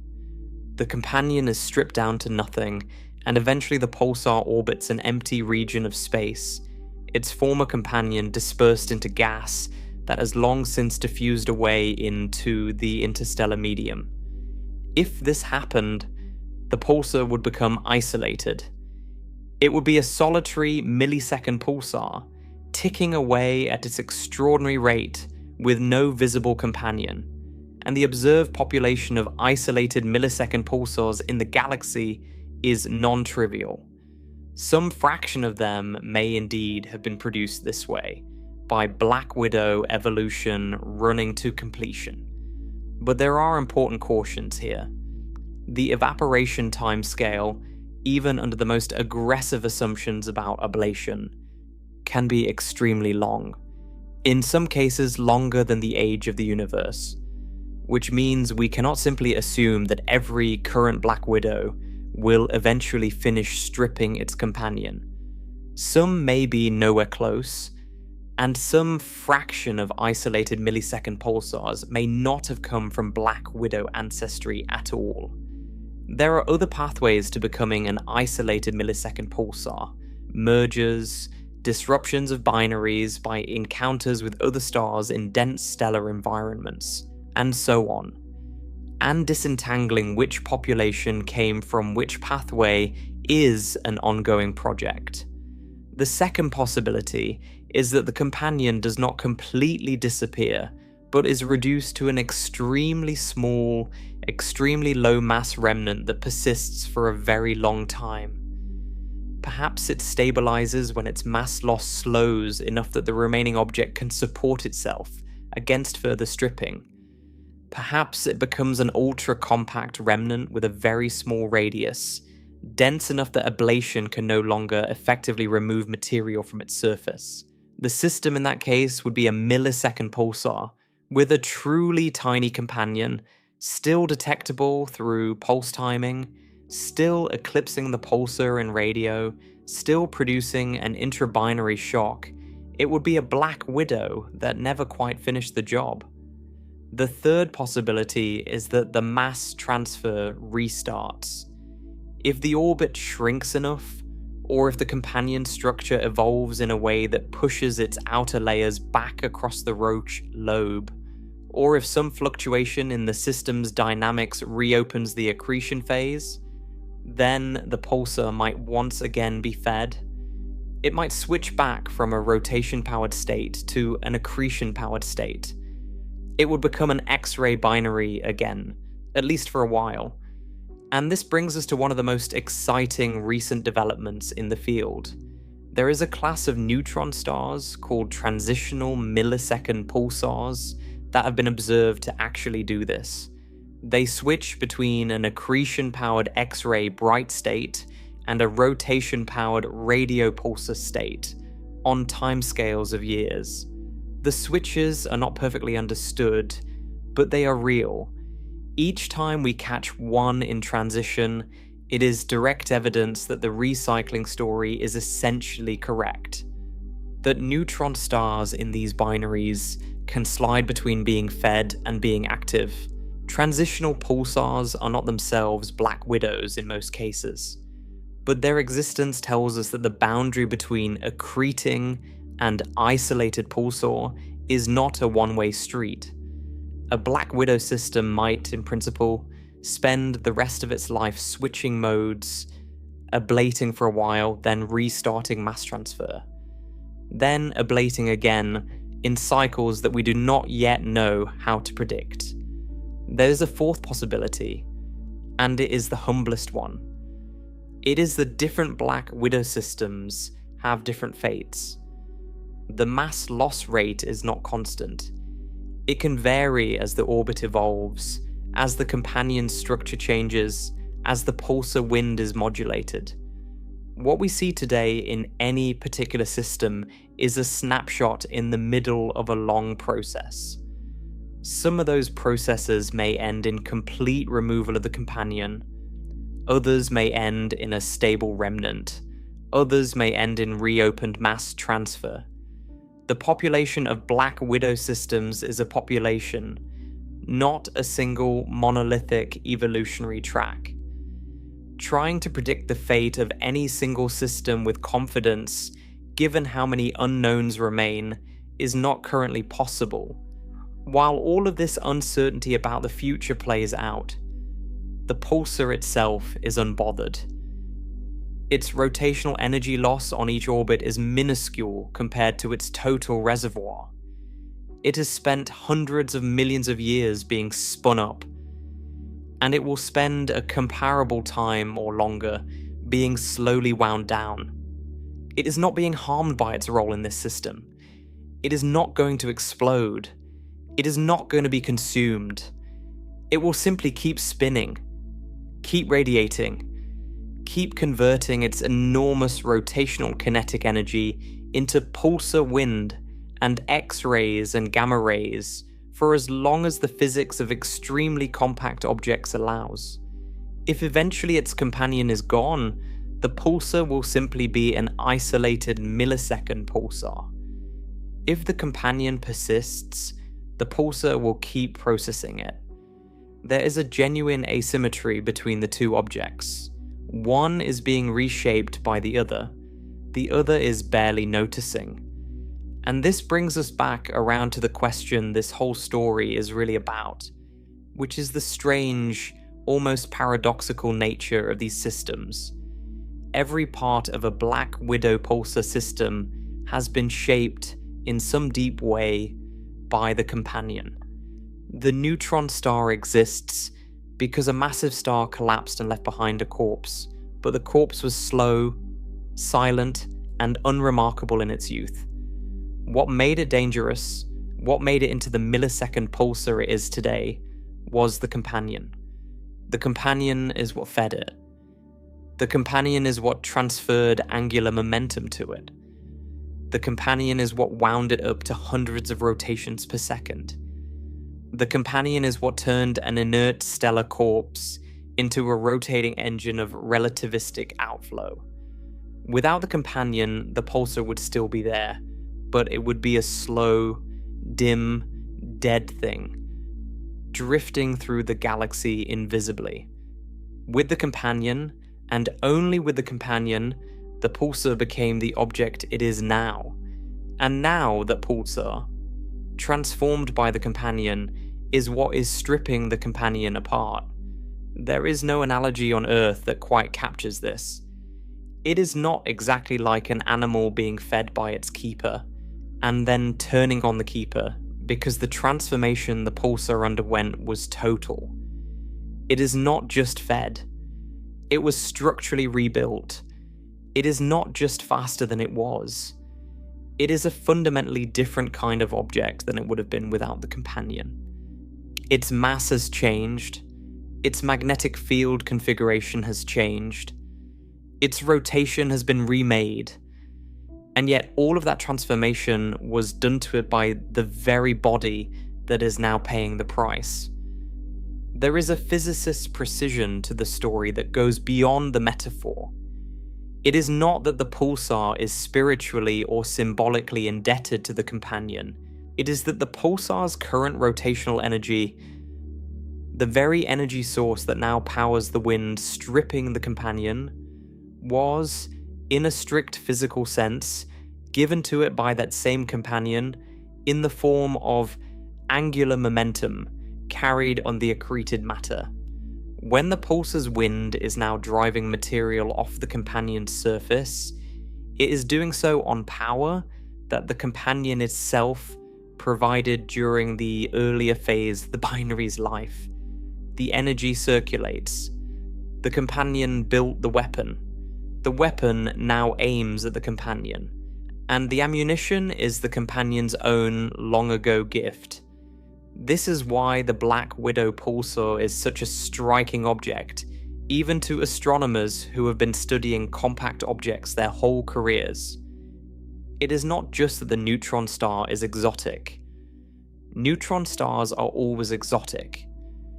It is that the entire binary is a demonstration of how deeply evolution in a stellar pair can reshape both bodies, in ways that could never have been guessed from what they look like at the start.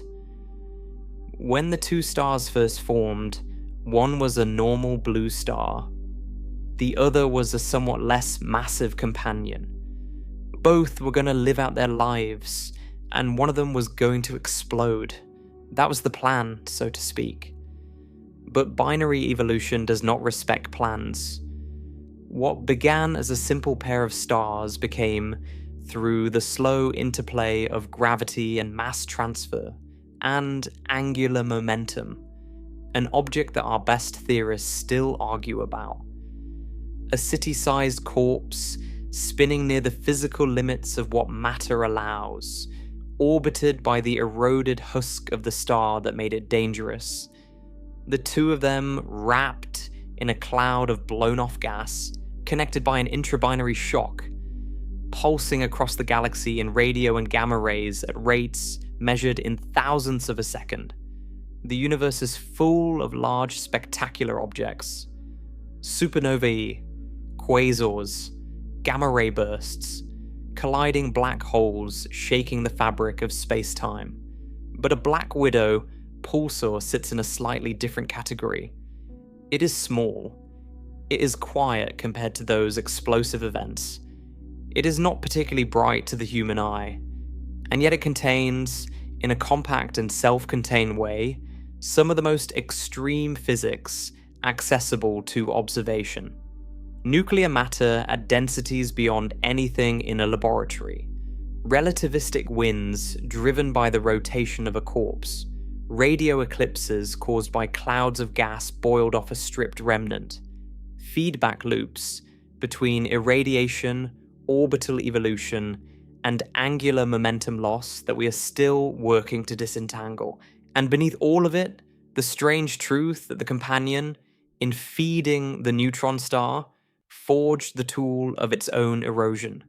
That is what a Black Widow pulsar really is. Not a black hole eating a star, not a supernova cataclysm, not a headline event, a subtler and, in some ways, more affecting story. A story of a companion that gave everything it had, and in doing so, created something that is very patiently taking the rest.